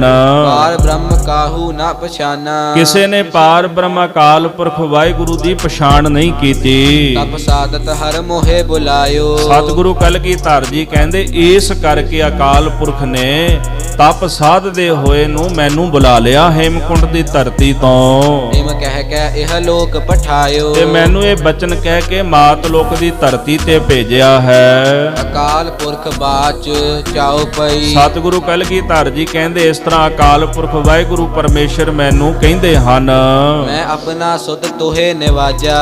ਅਕਾਲ ਪੁਰਖ ਕਹਿਣ ਲੱਗੇ ਮੈਂ ਆਪਣਾ ਸੁੱਤ ਤੋਹੇ ਨਿਵਾਜਾ। ਦਾਸ ਨੇ ਪਹਿਲਾਂ ਬੇਨਤੀ ਕੀਤੀ ਹੈ ਵੀ ਕਿਤੇ ਆਕਾਸ਼ਬਾਣੀ ਹੁੰਦੀ ਹੈ, ਪਰ ਇੱਥੇ ਇੱਕ ਸ਼ਕਤੀ ਗੁਰੂ ਗੋਬਿੰਦ ਸਿੰਘ ਜੀ ਮਹਾਰਾਜ ਸੱਚੇ ਪਾਤਸ਼ਾਹ ਜਿਵੇਂ ਧਨੁਸ਼ ਤੇ ਤੀਰ ਹੁੰਦੇ ਨੇ, ਉੱਥੇ ਖੜੇ ਹੋਏ ਸਾਹਮਣੇ ਅਕਾਲ ਪੁਰਖ ਵਾਹਿਗੁਰੂ ਤੇ ਉਹਨਾਂ ਦੇ ਸਨਮੁਖ ਖੜੀ ਹੋਈ ਮਹਾਨ ਤਾਕਤ ਸ਼ਕਤੀ ਗੁਰੂ ਗੋਬਿੰਦ ਸਿੰਘ ਜੀ ਮਹਾਰਾਜ ਆਪਸ ਵਿੱਚ ਚਰਚਾ ਕਰਦੇ ਨੇ। ਇੱਕ ਸਮਾਂ ਜਦੋਂ ਗੁਰੂ ਨਾਨਕ ਦੇਵ ਜੀ ਮਹਾਰਾਜ ਵੇਈ ਨਦੀ ਰਾਹੀਂ ਸੱਚਖੰਡ ਗਏ, ਉੱਥੇ ਅਕਾਲ ਪੁਰਖ ਵਾਹਿਗੁਰੂ ਪਰਮੇਸ਼ਰ ਦੇ ਨਾਲ ਸਤਿਗੁਰਾਂ ਨੇ ਮੁਲਾਕਾਤ ਕੀਤੀ, ਨਾਮ ਦਾ ਮੰਤਰ ਲੈ ਕੇ ਆਏ। ਉੱਥੇ ਕੋਈ ਸ਼ਕਤੀ ਵੱਖਰੀ ਥੋੜਾ ਸੀ, ਉਹੀ ਸ਼ਕਤੀ ਸੀ ਜਿਹੜੀ ਮਾਤ ਲੋਕ ਦੀ ਧਰਤੀ ਤੇ ਗੁਰੂ ਨਾਨਕ ਸਾਹਿਬ ਦੇ ਰੂਪ ਵਿੱਚ ਆਈ, ਮੁੜ ਕੇ ਵੇਈ ਨਦੀ ਰਾਹੀਂ ਫਿਰ ਸੱਚਖੰਡ ਚਲੀ ਗਈ। ਤੇ ਸਤਿਗੁਰ ਜੀ ਫਿਰ ਉੱਥੋਂ ਨਾਮ ਦਾ ਪਿਆਲਾ ਲੈ ਕੇ ਆਏ। ਜਿਹੜੇ ਬਚਨ ਆਉਂਦੇ ਨੇ ਜਨਮ ਸਾਖੀ ਵਿੱਚ ਉਹ ਇਹੀ ਆਉਂਦੇ ਨੇ ਕਿ ਨਾਮ ਦਾ ਪਿਆਲਾ ਭਰ ਕੇ ਅਕਾਲ ਪੁਰਖ ਜੀ ਨੇ ਗੁਰੂ ਨਾਨਕ ਸਾਹਿਬ ਜੀ ਨੂੰ ਦਿੱਤਾ, ਆਖਿਆ ਵੀ ਆਪ ਵੀ ਪੀਓ ਤੇ ਜਗਤ ਨੂੰ ਪਿਆਓ ਨਾਮ ਦਾ ਪਿਆਲਾ। ਤੇ ਨਾਲ ਇਹ ਬਚਨ ਕਹਿ ਗਏ, ਮੇਰਾ ਨਾਮ ਪਾਰ ਬ੍ਰਹਮ ਪਰਮੇਸ਼ਰ, ਤੇਰਾ ਨਾਮ ਗੁਰ ਪਰਮੇਸ਼ਰ। ਹੈ ਦੋਨੇ ਹੀ ਪਰਮੇਸ਼ਰ ਨੇ, ਇੱਕ ਪਾਰ ਬ੍ਰਹਮ ਪਰਮੇਸ਼ਰ, ਇੱਕ ਗੁਰੂ ਪਰਮੇਸ਼ਰ, ਹੈ ਦੋਨੇ ਹੀ ਪਰਮੇਸ਼ਰ। ਜਿਵੇਂ ਆਪਾਂ ਵੇਖੋ ਸਿੱਕਾ ਹੁੰਦਾ ਨਾ, ਸਿੱਕੇ ਦੇ ਦੋ ਪਹਿਲੂ ਨੇ, ਵੱਖਰਾ ਨਹੀਂ ਨਾ ਕਰ ਸਕਦੇ ਸਿੱਕਾ ਆਪਾਂ। ਜੇ ਕੋਈ ਬੰਦਾ ਆਖੇ ਵੀ ਸਿੱਕੇ ਦਾ ਇੱਕ ਪਹਿਲੂ ਮੈਂ ਵੱਖਰਾ ਕਰ ਲਵਾਂ ਸਿੱਕੇ ਨਾਲ, ਉਹ ਕਦੇ ਨਹੀਂ ਹੁੰਦਾ। ਇੱਕ ਸਿੱਕਾ ਤੇ ਦੋ ਪਹਿਲੂ। ਇੱਕ ਸ਼ਕਤੀ ਆ, ਉਹਦੇ ਦੋ ਪਹਿਲੂ ਨੇ। ਇੱਕ ਪਾਰ ਬ੍ਰਹਮ ਪਰਮੇਸ਼ਰ ਨਿਰਗੁਣ, ਇੱਕ ਗੁਰ ਪਰਮੇਸ਼ਰ ਸਰਗੁਣ। ਉਹੀ ਸ਼ਕਤੀ ਹੈ ਜੋ ਕਿਰਿਆ ਪਹਿਲੇ ਜਾਮੇ ਵਿੱਚ ਹੋ ਰਹੀ ਹੈ, ਉਹ ਕਿਰਿਆ 10ਵੇਂ ਜਾਮੇ ਵਿੱਚ ਵੀ ਉਸੇ ਰੂਪ ਦੇ ਅੰਦਰ ਹੀ ਹੋ ਰਹੀ ਹੈ। ਤੋ ਮਹਾਰਾਜ ਗੁਰੂ ਗੋਬਿੰਦ ਸਿੰਘ ਸਾਹਿਬ ਜੀ ਅਕਾਲ ਪੁਰਖ ਜੀ ਨਾਲ ਚਰਚਾ ਕਰਦੇ ਜਿਵੇਂ ਗੁਰੂ ਨਾਨਕ ਸਾਹਿਬ ਜੀ ਕਰਦੇ ਨੇ। ਤੋ ਸਤਿਗੁਰੂ ਸੱਚੇ ਪਾਤਸ਼ਾਹ ਕਹਿੰਦੇ ਹਨ ਕਿ ਅਕਾਲ ਪੁਰਖ ਨੇ ਮੈਨੂੰ ਇਹ ਬਚਨ ਆਖੇ, ਮੈਂ ਆਪਣਾ ਸੁਤ ਤੋਹੇ ਨਿਵਾਜਾ। ਸਤਿਗੁਰੂ ਜੀ ਕਹਿੰਦੇ ਮੈਨੂੰ ਪਰਮੇਸ਼ਰ ਜੀ ਕਹਿੰਦੇ ਕਿ ਮੈਂ ਤੈਨੂੰ ਆਪਣਾ ਸੁੱਤ ਨਿਵਾਜਿਆ ਹੈ, ਪੁੱਤਰ ਨਿਵਾਜਿਆ ਹੈ। ਪੰਥ ਪ੍ਰਚੁਰ ਕਰਬੇ ਕਹੋ ਸਾਜਾ। ਪੰਥ ਦਾ ਪ੍ਰਚਾਰ ਕਰਨ ਵਾਸਤੇ, ਪੰਥ ਦਾ ਪ੍ਰਸਾਰ ਕਰਨ ਵਾਸਤੇ ਮੈਂ ਤੈਨੂੰ ਸਾਜਿਆ ਹੈ। ਚਾਹੇ ਤਹਾਂ ਤੈ ਧਰਮ ਚਲਾਏ। ਪਰਮੇਸ਼ਰ ਨੇ ਆਪਣੀ ਹੀ ਸ਼ਕਤੀ ਤੋਂ, ਆਪਣੇ ਸਰੂਪ ਤੋਂ ਇੱਕ ਮਹਾਨ ਸ਼ਕਤੀ ਨੂੰ ਸਾਜਿਆ ਗੁਰੂ ਗੋਬਿੰਦ ਸਿੰਘ ਮਹਾਰਾਜ ਦੇ ਰੂਪ ਅੰਦਰ। ਸਾਜਿਆ ਨਾ ਅਕਾਲ ਪੁਰਖ ਨੇ, ਅਕਾਲ ਪੁਰਖ ਨੇ ਗੁਰੂ ਗੋਬਿੰਦ ਸਿੰਘ ਮਹਾਰਾਜ ਨੂੰ। ਕਹਿੰਦੇ ਹਨ ਕਿ ਪੰਥ ਪ੍ਰਚੁਰ ਕਰਬੇ ਕਹੋ ਸਾਜਾ। ਇਹ ਕੋਈ ਸ਼ਕਤੀ ਵੱਖਰੀ ਨਹੀਂ ਸੀ, ਪਰ ਸਾਜਿਆ ਕਿਉਂ? ਪੰਥ ਦਾ ਪ੍ਰਚਾਰ ਕਰਨ ਵਾਸਤੇ। ਕਹਿੰਦੇ ਜਾਹੇ ਤਹਾਂ ਤੈ ਧਰਮ ਚਲਾਏ। ਹੁਣ ਫਿਰ ਕੱਲ ਵੀ ਦਾਸ ਨੇ ਬੇਨਤੀ ਕੀਤੀ ਸੀ ਨਾ, ਜਿਹੜਾ ਕਹਿੰਦਾ ਵੀ ਗੁਰੂ ਨਾਨਕ ਸਾਹਿਬ ਜੀ ਨੇ ਕੋਈ ਧਰਮ ਨਹੀਂ ਚਲਾਇਆ ਜੀ, ਉਹਨਾਂ ਨੇ ਤਾਂ ਇੱਕ ਵਿਚਾਰਧਾਰਾ ਤੋਰੀ ਸੀ। ਆਹ ਵੇਖੋ ਅਕਾਲ ਪੁਰਖ ਆਪ ਕਹਿ ਰਹੇ ਨੇ ਗੁਰੂ 10ਵੇਂ ਪਾਤਸ਼ਾਹ ਨੂੰ। ਕੱਲ ਗੁਰੂ ਨਾਨਕ ਸਾਹਿਬ ਬਾਬਤ ਜ਼ਿਕਰ ਆਇਆ ਸੀ, ਤਿੰਨ ਇਹ ਕਲਮੋ ਧਰਮ ਚਲਾਇਓ, ਸਭ ਸਾਧਨ ਕੋ ਰਾਹੋ ਬਤਾਇਓ। ਜੇ ਪੰਥ ਤਬਨ ਕੇ ਪਰੇ। ਗੁਰੂ ਨਾਨਕ ਸਾਹਿਬ ਨੇ ਧਰਮ ਚਲਾਇਆ, ਅਕਾਲ ਪੁਰਖ ਦੇ ਬੰਦਗੀ ਦਾ, ਭਗਤੀ ਦਾ, ਪ੍ਰੇਮ ਦਾ ਧਰਮ ਚਲਾਇਆ, ਸੱਚ ਦਾ ਧਰਮ ਚਲਾਇਆ। ਤੇ ਕਲਗੀਧਰ ਜੀ ਨੂੰ ਅਕਾਲ ਪੁਰਖ ਨੇ ਭੇਜਿਆ, ਜਾਓ ਜਾ ਕੇ ਆਪਣਾ ਧਰਮ ਚਲਾਓ, ਸੱਚ ਦਾ ਧਰਮ ਜਿਹੜਾ ਪ੍ਰਗਟ ਕਰੋ। ਕਬੁੱਧ ਕਰਨ ਤੇ ਲੋਕ ਹਟਾਏ। ਜਿਹੜੇ ਲੋਕ ਮਾੜੀ ਬੁੱਧੀ ਕਰਕੇ ਬੁਰੇ ਕਰਮ ਕਰ ਰਹੇ ਨੇ, ਉਹਨਾਂ ਨੂੰ ਬੁਰੇ ਕਰਮਾਂ ਤੋਂ ਰੋਕਣਾ ਕਰੋ। ਕਬ ਬਾਚ ਦੋਹਰਾ ਹਾੜ ਪਇਓ ਮੈਂ ਜੋਰ ਕਰ, ਬਚਨ ਕਹਾ ਸਿਰ ਨਿਆਏ। ਕਲਗੀਧਰ ਜੀ ਕਹਿੰਦੇ ਜਦੋਂ ਅਕਾਲ ਪੁਰਖ ਨੇ ਮੈਨੂੰ ਇਹ ਬਚਨ ਕਹੇ ਨਾ, ਕਬ ਬਾਜ, ਕਬ ਦਾ ਭਾਵ ਵੀ ਕਵੀ। ਮਹਾਰਾਜ ਆਪ ਲਿਖ ਰਹੇ ਨਾ ਕਲਮ ਦੇ ਨਾਲ। ਸਤਿਗੁਰੂ ਕਹਿੰਦੇ ਫਿਰ ਕਵੀ ਅਸਾਂ ਹੱਥ ਜੋੜ ਕੇ ਅਕਾਲ ਪੁਰਖ ਦੇ ਚਰਨਾਂ ਵਿੱਚ ਬੇਨਤੀ ਕੀਤੀ, ਠਾੜ ਪਇਓ। ਇਹਦਾ ਭਾਵ ਵੀ ਮੈਂ ਖਲੋ ਕੇ ਜੋਰ ਕਰ। ਕਰ ਦਾ ਅਖਰੀ ਅਰਥ ਹੈ ਹੱਥ। ਮੈਂ ਆਪਣੇ ਹੱਥ ਜੋੜ ਕਰਕੇ ਬਚਨ ਕਹਾ ਸਿਰ ਨਿਆਏ, ਸੀਸ ਨਵਾ ਕੇ ਪਰਮੇਸ਼ਰ ਦੇ ਚਰਨਾਂ ਵਿੱਚ ਬੇਨਤੀ ਕੀਤੀ ਹੈ। ਪੰਥ ਚਲੈ ਤਬ ਜਗਤ ਮੈਂ, ਜਬ ਤੁਮ ਕਰੋ ਸਹਾਏ। ਵੈਸੇ ਜੇ ਗੁਰੂ ਨਾਨਕ ਸਾਹਿਬ ਨੇ ਵਿਚਾਰਧਾਰਾ ਤੋਰੀ ਹੁੰਦੀ ਤੇ ਇੱਥੇ ਵਿਚਾਰਧਾਰਾ ਲਿਖਿਆ ਹੋਣਾ ਸੀਗਾ ਵੀ ਮੈਂ ਵਿਚਾਰਧਾਰਾ ਨੂੰ ਜਗਤ ਵਿੱਚ ਤਾਂ ਹੀ ਤੋਰਾਂਗਾ ਜੇ ਤੁਸੀਂ ਕਿਰਪਾ ਕਰੋਗੇ। ਪਰ ਗੁਰੂ 10ਵੇਂ ਪਾਤਸ਼ਾਹ ਕਹਿੰਦੇ ਨੇ ਪੰਥ ਚਲੈ ਤਬ ਜਗਤ ਮੈਂ। ਇਹ ਜਿਹੜਾ ਪੰਥ ਹੈ ਨਾ ਜੋ ਗੁਰੂ ਨਾਨਕ ਸਾਹਿਬ ਨੇ ਤੋਰਿਆ ਹੈ, ਇਹ ਜਗਤ ਵਿੱਚ ਉਦੋਂ ਹੀ ਚੱਲੇਗਾ ਜਬ ਤੁਮ ਕਰੋ ਸਹਾਏ, ਜਦੋਂ ਤੁਸੀਂ ਮੇਰੀ ਸਹਾਇਤਾ ਕਰੋਗੇ। ਜਾਓ ਪਈ ਇਹ ਕਾਰਨ ਪ੍ਰਭ ਮੋਹਿ ਪਠਾਇਓ। ਇਸ ਕਾਰਨ ਕਰਕੇ ਪ੍ਰਭੂ ਜੀ ਨੇ ਮੈਨੂੰ ਇਸ ਧਰਤੀ ਤੇ ਭੇਜਿਆ ਹੈ। ਤਬ ਮੈਂ ਜਗਤ ਜਨਮ ਧਰ ਆਇਓ। ਅਕਾਲ ਪੁਰਖ ਜੀ ਦੀ ਆਗਿਆ ਪ੍ਰਾਪਤ ਕਰਕੇ ਮੈਂ ਜਨਮ ਧਾਰ ਕੇ ਇਸ ਮਾਤ ਲੋਕ ਦੀ ਧਰਤੀ ਤੇ ਆਇਆ ਹਾਂ। ਜਿਮ ਤਿਨ ਕਹੀ ਇਨੈ ਤੁਮ ਕਹੇ ਹਾਓ। ਸਾਹਿਬ ਕਹਿੰਦੇ ਜਿਵੇਂ ਅਕਾਲ ਪੁਰਖ ਨੇ ਮੈਨੂੰ ਕਿਹਾ ਨਾ, ਇਨੈ ਤਿਮ ਕਹਿ ਹੋ, ਇਸ ਜਗਤ ਦੇ ਲੋਕਾਂ ਨੂੰ ਮੈਂ ਉਸੇ ਤਰ੍ਹਾਂ ਬਚਨ ਆਖਾਂਗਾ। ਔਰ ਕਿਸੂ ਤੇ ਬੈਰ ਨਾ ਗਹੇ ਹਾਓ। ਮੈਂ ਕਿਸੇ ਨਾਲ ਵੈਰ ਨਹੀਂ ਕਮਾਵਾਂਗਾ, ਕਿਉਂਕਿ ਨਿਰਵੈਰ ਹਸਤੀ ਹੈ ਨਾ, ਨਿਰਭਉ ਨਿਰਵੈਰ ਬੁਨਿਆਦੀ ਮੂਲ ਗੁਣ ਨੇ ਪਰਮੇਸ਼ਰ ਦੇ। ਮਹਾਰਾਜ ਕਹਿੰਦੇ ਮੈਂ ਕਿਸੇ ਨਾਲ ਵੈਰ ਨਹੀਂ ਕਮਾਵਾਂਗਾ। ਜੇ ਹਮਕੋ ਪਰਮੇਸ਼ਰ ਉਚਰ ਹੈ। ਤੇ ਨਾਲ ਫਿਰ ਇਹ ਵੀ ਦਰਸਾ ਦਿੱਤਾ ਜਿਹੜਾ ਸਾਨੂੰ ਪਰਮੇਸ਼ਰ ਆਖੇਗਾ ਤੇ ਸਭ ਨਰਕ ਕੁੰਡ ਮਹਿ ਪਰ ਹੈ। ਉਹ ਨਰਕ ਕੁੰਡ ਦੇ ਵਿੱਚ ਜਾ ਕੇ ਡਿੱਗੇਗਾ, ਕਿਉਂਕਿ ਮੈਂ ਤਾਂ ਪਰਮੇਸ਼ਰ ਹੈ ਨਹੀਂ। ਮੈਨੂੰ ਪਰਮੇਸ਼ਰ ਨੇ ਸਾਜਿਆ ਨਾਮ ਜਪਣ ਤੇ ਜਪਾਉਣ ਵਾਸਤੇ, ਤੇ ਮੇਰਾ ਕਰਮ ਹੈ ਨਾਮ ਜਪਣਾ ਤੇ ਨਾਮ ਜਪਾਉਣਾ। ਇਸੇ ਕਰਕੇ ਮੈਂ ਧਰਤੀ ਤੇ ਆਇਆ ਹਾਂ। ਮੋਕੋ ਦਾਸ ਤਵਨ ਕਾ ਜਾਨੂ। ਮੈਨੂੰ ਤਾਂ ਉਸ ਅਕਾਲ ਪੁਰਖ ਵਾਹਿਗੁਰੂ ਪਰਮੇਸ਼ਰ ਦਾ ਦਾਸ ਕਰਕੇ ਜਾਣੋ। ਵੇਖੋ ਬਾਣੀ ਗੁਰੂ ਗ੍ਰੰਥ ਸਾਹਿਬ ਜੀ ਦਾ ਸਿਧਾਂਤ ਇਹੀ ਹੈ। ਸਤਿਗੁਰੂ ਬਾਰ-ਬਾਰ ਬਾਣੀ ਦੇ ਅੰਦਰ ਆਪਣੇ ਆਪ ਨੂੰ ਪਰਮੇਸ਼ਰ ਦਾ ਦਾਸ ਕਹਿੰਦੇ ਵੀ ਮੈਂ ਵਾਹਿਗੁਰੂ ਦਾ ਦਾਸ ਹਾਂ। ਨਾਨਕ ਦਾਸ ਮੁਖ ਤੇ ਜੋ ਬੋਲੇ ਇਹਾ ਉਹਾ ਸੱਚ ਹੋ। ਗੁਰੂ ਸਾਹਿਬ ਜੀ ਆਪਣੇ ਆਪ ਨੂੰ ਵਾਹਿਗੁਰੂ ਦਾ ਦਾਸ ਹੀ ਕਹਿੰਦੇ ਨੇ। ਸਰਗੁਣ ਰੂਪ ਹੋ ਕੇ ਵੀ ਦਾਸ ਆਖਿਆ। ਜਿਵੇਂ ਪਹਿਲਾਂ ਅਰਜ਼ ਕੀਤੀ ਹੈ, ਮਹਾਰਾਜ ਭਗਤੀ ਕਰਦੇ ਰਹੇ। ਕਿਉਂ? ਜੇ ਅਸੀਂ ਭਗਤੀ ਕਰਾਂਗੇ ਤਾਂ ਹੀ ਲੋਕ ਕਰਨਗੇ। ਜਿਵੇਂ ਗੁਰੂ ਹਰਿਰਾਏ ਸਾਹਿਬ ਜੀ ਨੇ ਆਖਿਆ ਨਾ, ਇੱਕ ਦਿਨ ਬਾਣੀ ਦਾ ਕੀਰਤਨ ਕਰਦੇ ਸਿੱਖ ਆ ਗਏ ਤੇ ਸਾਹਿਬ ਜੀ ਆਰਾਮ ਕਰਦੇ ਸਨ ਤੇ ਕੰਨਾਂ 'ਚ ਆਵਾਜ਼ ਪਈ, ਤਰਬ ਕੇ ਉੱਠੇ। ਸਤਿਗੁਰੂ ਜੀ ਕਹਿਣ ਲੱਗੇ ਵੀ ਸਿੱਖ ਹੇਠਾਂ ਬਹਿ ਕੇ ਬਾਣੀ ਪੜ੍ਹਦੇ ਨੇ ਤੇ ਮੈਂ ਉੱਪਰ ਮੰਜੇ ਤੇ ਆਰਾਮ ਕਰਦਾ। ਸਿੱਖ ਕਹਿੰਦੇ ਸਾਹਿਬ ਜੀ ਬਾਣੀ ਤਾਂ ਤੁਹਾਡੀ ਹੈ ਨਾ, ਕੀ ਫਰਕ ਪੈਂਦਾ? ਭਾਵੇਂ ਸਿੱਖ ਉੱਚੇ ਬੈਠੇ ਹੋਵਣ, ਭਾਵੇਂ ਆਪ ਜੀ ਉੱਚੇ ਬੈਠੇ ਹੋਵੋ, ਸਿੱਖ ਹੇਠਾਂ ਬਹਿ ਕੇ ਬਾਣੀ ਪੜ੍ਹਦੇ ਹੋਵਣ। ਮਹਾਰਾਜ ਕਹਿੰਦੇ ਨਹੀਂ ਭਾਈ, ਜੇ ਗੁਰੂ ਬਾਣੀ ਦਾ ਸਤਿਕਾਰ ਨਹੀਂ ਕਰੇਗਾ ਤੇ ਸਿੱਖ ਕਿੱਥੋਂ ਕਰੇਗਾ? ਇਸ ਕਰਕੇ ਜੇ ਅਸੀਂ ਬਾਣੀ ਦਾ ਸਤਿਕਾਰ ਕਰਾਂਗੇ ਤੇ ਸਾਡੇ ਵੱਲ ਵੇਖ ਕੇ ਸਿੱਖ ਵੀ ਸਤਿਕਾਰ ਕਰਨਗੇ। ਤੋ ਗੁਰੂ ਸਾਹਿਬ ਨੇ ਭਗਤੀ ਕੀਤੀ ਵੀ ਜੇ ਆਪ ਅਸੀਂ ਭਗਤੀ ਕਰਾਂਗੇ ਤਾਂ ਹੀ ਸਿੱਖ ਭਗਤੀ ਕਰਨਗੇ ਨਾ।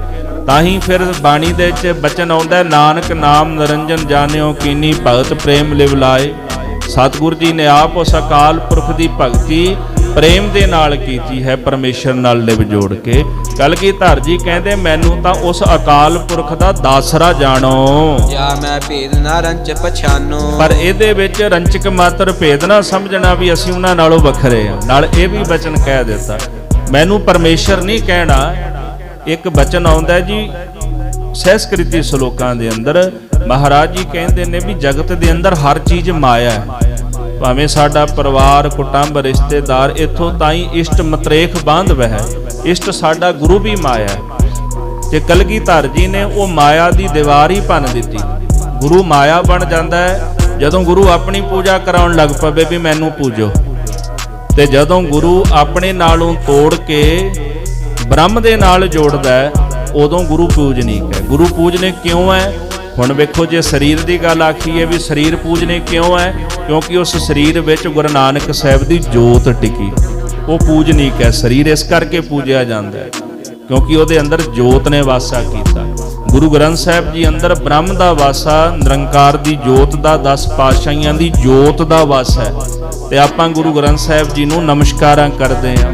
ਬਾਣੀ ਨਿਰੰਕਾਰ ਹੈ, ਉਸ ਬਾਣੀ ਨੂੰ ਅੱਖਰਾਂ ਦਾ ਰੂਪ ਦਿੱਤਾ ਮਹਾਰਾਜ ਨੇ ਸਾਡੇ ਭਲੇ ਵਾਸਤੇ।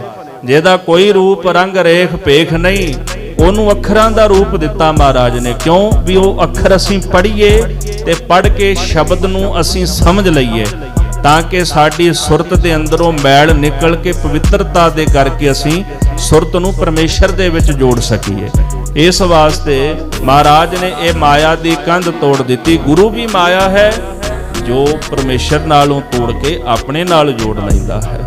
ਇਸ ਕਰਕੇ ਮਹਾਰਾਜ ਕਹਿੰਦੇ ਮੈਨੂੰ ਵੀ ਪਰਮੇਸ਼ਰ ਦਾ ਭਗਤੀ ਜਾਣੋ, ਪਰ ਨਾਲੇ ਵੀ ਕਹਿ ਦਿੱਤਾ ਮੇਰੇ ਵਿੱਚ ਤੇ ਵਾਹਿਗੁਰੂ ਵਿੱਚ ਰੰਚਕ ਮਾਤਰ ਭੇਦ ਨਾ ਜਾਣਨਾ ਕਰੋ। ਮੈਂ ਹੋ ਪਰਮ ਪੁਰਖ ਕੋ ਦਾਸਾ, ਮੈਂ ਉਸ ਪਰਮ ਪੁਰਖ ਅਕਾਲ ਪੁਰਖ ਦਾ ਦਾਸ ਹਾਂ। ਦੇਖਣ ਆਇਓ ਜਗਤ ਤਮਾਸ਼ਾ, ਇਸ ਜਗਤ ਦੇ ਵਿੱਚ ਮੈਂ ਤਾਂ ਜਗਤ ਦਾ ਤਮਾਸ਼ਾ ਵੇਖਣ ਆਇਆ।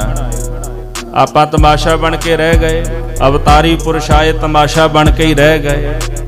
ਤੇ ਸਤਿਗੁਰੂ ਕਹਿੰਦੇ ਮੈਂ ਤਮਾਸ਼ਾ ਨਹੀਂ ਬਣਾਂਗਾ ਜਿਵੇਂ ਲੋਕ ਬਣ ਗਏ, ਜਿਵੇਂ ਅਵਤਾਰੀ ਪੁਰਸ਼ ਤਮਾਸ਼ਾ ਬਣ ਕੇ ਰਹਿ ਗਏ, ਬਲਕਿ ਮੈਂ ਤਾਂ ਤਮਾਸ਼ਾ ਵੇਖਣ ਵਾਸਤੇ ਆਇਆ ਕਿ ਜਗਤ ਦੇ ਲੋਕ ਕਰ ਕੀ ਰਹੇ ਨੇ। ਕਿਉਂਕਿ ਇੱਕ ਚਿੱਕੜ ਵਿੱਚ ਵੜਿਆ ਹੋਵੇ ਤੇ ਉਹਨੂੰ ਕਈ ਵਾਰ ਨਹੀਂ ਪਤਾ ਹੁੰਦਾ ਵੀ ਮੈਂ ਚਿੱਕੜ ਨਾਲ ਲਿਬੜਿਆ, ਪਰ ਜਿਹੜਾ ਕੰਢੇ ਖਲੋਤਾ ਹੁੰਦਾ ਨਾ, ਉਹਨੂੰ ਪਤਾ ਹੁੰਦਾ ਵੀ ਇਹ ਚਿੱਕੜ ਨਾਲ ਲਿਬੜਿਆ। ਡੁੱਬਦੇ ਹੋਏ ਨੂੰ ਇੱਕ ਵੇਖਦਾ, ਇੱਕ ਕੰਢੇ ਤੇ ਖਲੋਤਾ, ਇੱਕ ਡੁੱਬ ਰਿਹਾ।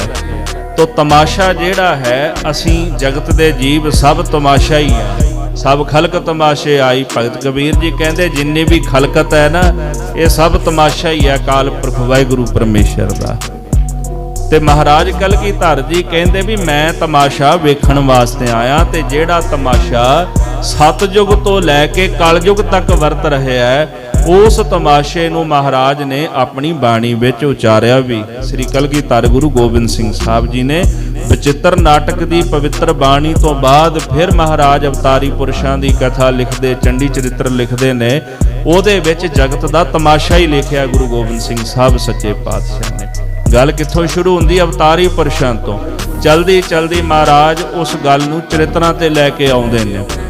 ਆਮ ਮਨੁੱਖਾਂ ਦੀ ਗੱਲ ਜਿੱਥੇ ਚੱਲਦੀ ਹੈ, ਆਮ ਮਨੁੱਖਾਂ ਦੀ ਗੱਲ ਤੋਂ ਫਿਰ ਗੱਲ ਰਾਜਿਆਂ ਤੇ ਲੈ ਕੇ ਆਉਂਦੇ ਨੇ।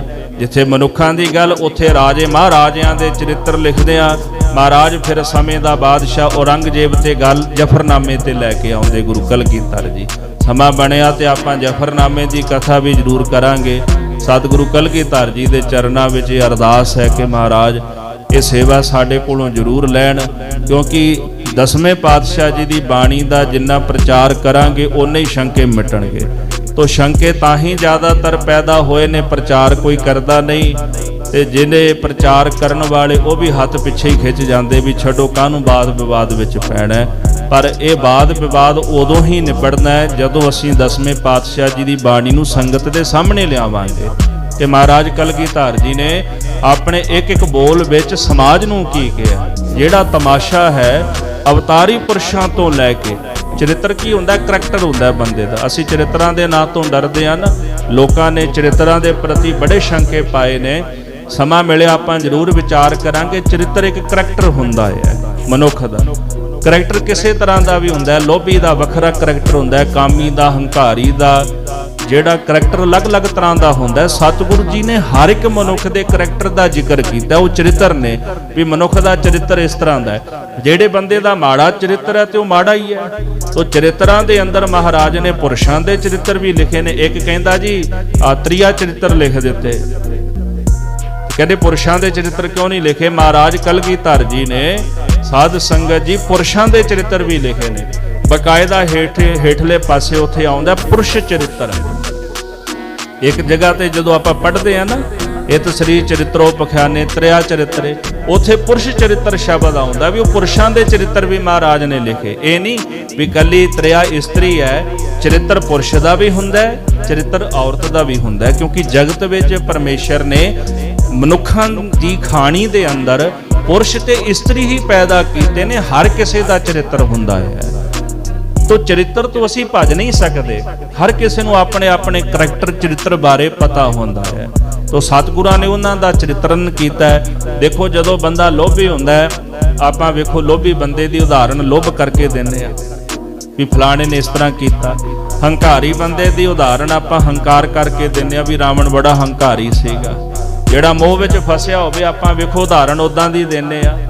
ਲੋਭੀ ਲਾਲਚੀ ਦੀ ਉਦਾਹਰਣ ਉਦਾਂ ਦੀ ਹੁੰਦੀ ਆ, ਤੇ ਜੇ ਕਾਮੀ ਦੀ ਉਦਾਹਰਣ ਮਹਾਰਾਜ ਨੇ ਦੇ ਦਿੱਤੀ ਤੇ ਫਿਰ ਇਤਰਾਜ਼ ਕਿਸ ਗੱਲ ਦਾ? ਤੇ ਜਦੋਂ ਬੰਦਾ ਮਨੁੱਖ ਕਾਮੀ ਹੋਵੇ, ਕਾਮ ਕਰਕੇ ਜਿਹਦਾ ਚਰਿੱਤਰ ਡਿੱਗ ਜਾਏ, ਤੇ ਸਤਿਗੁਰੂ ਗੁਰੂ ਗ੍ਰੰਥ ਸਾਹਿਬ ਨੇ ਫਿਰ ਉਦਾਹਰਣ ਇੰਦਰ ਦੀ ਦੇ ਦਿੱਤੀ। ਸਹੰਸਰ ਦਾਨ ਦੇ ਇੰਦਰ ਰੋਆਇਆ, ਪਰਸਰਾਮ ਰੋਵੈ ਘਰ ਆਇਆ। ਇੰਦਰ ਦਾ ਚਰਿੱਤਰ ਗਿਰਿਆ ਵਿਕਾਰਾਂ ਕਰਕੇ। ਤੇ ਸਤਿਗੁਰੂ ਗੁਰੂ ਗ੍ਰੰਥ ਸਾਹਿਬ ਜੀ ਨੇ ਕਹਿ ਦਿੱਤਾ ਜਦੋਂ ਜਗਤ ਦੇ ਅੰਦਰ ਵਿਕਾਰ ਹਨ, ਤੇ ਜੇ ਸਤਿਗੁਰਾਂ ਨੇ ਉਹਨਾਂ ਦਾ ਜ਼ਿਕਰ ਕਰਕੇ ਮਨੁੱਖ ਦਾ ਚਰਿੱਤਰ ਦੱਸ ਦਿੱਤਾ, ਉਹਦੇ ਵਿੱਚ ਇਤਰਾਜ਼ ਕੀ ਹੈ? ਮੈਂ ਇੱਕ ਹੋਰ ਬੇਨਤੀ ਕਰਦਿਆਂ ਕਿ ਚਰਿੱਤਰਾਂ ਦੇ ਅੰਦਰ ਕੁਝ ਗਿਣਤੀ ਦੇ ਚਰਿੱਤਰ ਨੇ। ਬਾਕੀ ਚਰਿੱਤਰਾਂ ਦੇ ਅੰਦਰ ਮਹਾਰਾਜ ਨੇ ਔਰਤ ਦਾ ਜਿਹੜਾ ਚਰਿੱਤਰ ਚਿਤਰਿਆ ਹੈ, ਉਹ ਇੱਕ ਯੋਧੇ ਦੇ ਰੂਪ ਦੇ ਵਿੱਚ ਚਰਿੱਤਰ ਚਿਤਰਿਆ ਮਹਾਰਾਜ ਨੇ, ਸੂਰਮਿਆਂ ਦੇ ਰੂਪ ਦੇ ਵਿੱਚ। ਬਹੁਤ ਸਾਰੇ ਚਰਿੱਤਰ ਨੇ ਜਿਨ੍ਹਾਂ ਦੇ ਵਿੱਚ ਮਹਾਰਾਜ ਨੇ ਬੀਬੀਆਂ ਦੀ ਕਥਾ ਲਿਖੀ ਵੀ ਉਹ ਮਹਾਬਲੀ ਯੋਧੇ। ਜਿਵੇਂ ਇੱਕ ਸਤਿਗੁਰੂ ਜੀ ਚਰਿੱਤਰ ਲਿਖਦੇ ਨੇ ਵੀ ਰਾਜੇ ਦੀ ਫੌਜ ਚੜ੍ਹ ਕੇ ਆ ਗਈ, ਤੇ ਜਿਸ ਰਾਜੇ ਤੇ ਹਮਲਾ ਹੋਇਆ ਉਹ ਕਿਲੇ 'ਚ ਵੜ ਗਿਆ, ਲੁਕ ਗਿਆ। ਤੇ ਉਹ ਬੀਬੀ ਆਖਣ ਲੱਗੇ ਵੀ ਤੂੰ ਅੰਦਰ ਵੜ ਗਿਆ, ਜਾ ਕੇ ਬਾਹਰ ਜਾ ਕੇ ਲੜ। ਕਹਿੰਦਾ ਮੈਂ ਨਹੀਂ ਲੜਨਾ। ਉਹ ਬੀਬੀ ਨੇ ਕੀ ਕੀਤਾ? ਰਾਜੇ ਨੂੰ ਅੰਦਰ ਬੰਦ ਕੀਤਾ, ਆਪ ਮਰਦਾਵਾਂ ਭੇਖ ਬਣਾ ਕੇ ਰਾਜੇ ਦਾ ਰੂਪ ਧਾਰ ਕੇ ਤੇ ਫੌਜਾਂ ਨੂੰ ਨਾਲ ਲੈ ਕੇ ਕਿਲੇ 'ਚੋਂ ਬਾਹਰ ਆ ਗਈ। ਉੱਥੇ ਆ ਕੇ ਉਹਨੇ ਜੰਗ ਕੀਤਾ ਤੇ ਜੰਗ ਜਿੱਤ ਗਈ। ਵੇਖੋ ਇਹ ਵੀ ਚਰਿੱਤਰ ਹੈ ਨਾ। ਮਹਾਰਾਜ ਕਹਿੰਦੇ ਔਰਤ ਦਾ ਚਰਿੱਤਰ ਇਦਾਂ ਦਾ ਹੁੰਦਾ ਹੈ, ਪੁਰਸ਼ ਦਾ ਚਰਿੱਤਰ ਵੀ ਹੁੰਦਾ ਹੈ, ਔਰਤ ਦਾ ਵੀ ਹੁੰਦਾ ਹੈ। ਬਸ ਫਰਕ ਇੰਨਾ ਕੁ ਹੈ ਕਿ ਸਮਝਣ ਤੇ ਸਮਝਾਉਣ ਵਾਲਿਆਂ ਦੀ ਕਮੀ ਹੈ।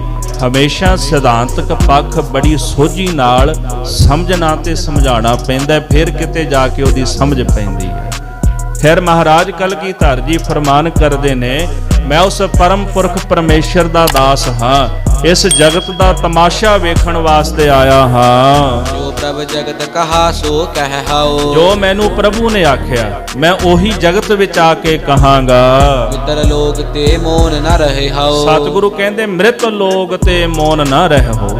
ਮੈਂ ਇਸ ਧਰਤੀ ਦੇ ਉੱਤੇ ਰਹਿਣ ਵਾਲੇ ਲੋਕਾਂ ਦੇ ਬੈਰ ਭਾਵ ਕਰਕੇ, ਮੌਤ ਦੇ ਡਰ ਕਰਕੇ ਕਦੇ ਮੌਨ ਚੁੱਪ ਨਹੀਂ ਰਹਾਂਗਾ। ਜੋ ਵਾਹਿਗੁਰੂ ਨੇ ਮੈਨੂੰ ਆਖਿਆ ਉਹੀ ਮੈਂ ਇਸ ਧਰਤੀ ਦੇ ਆ ਕਰਕੇ ਸਾਰੇ ਸੰਸਾਰ ਦੇ ਜੀਵਾਂ ਨੂੰ ਨਾਮ ਜਪਾਵਾਂਗਾ।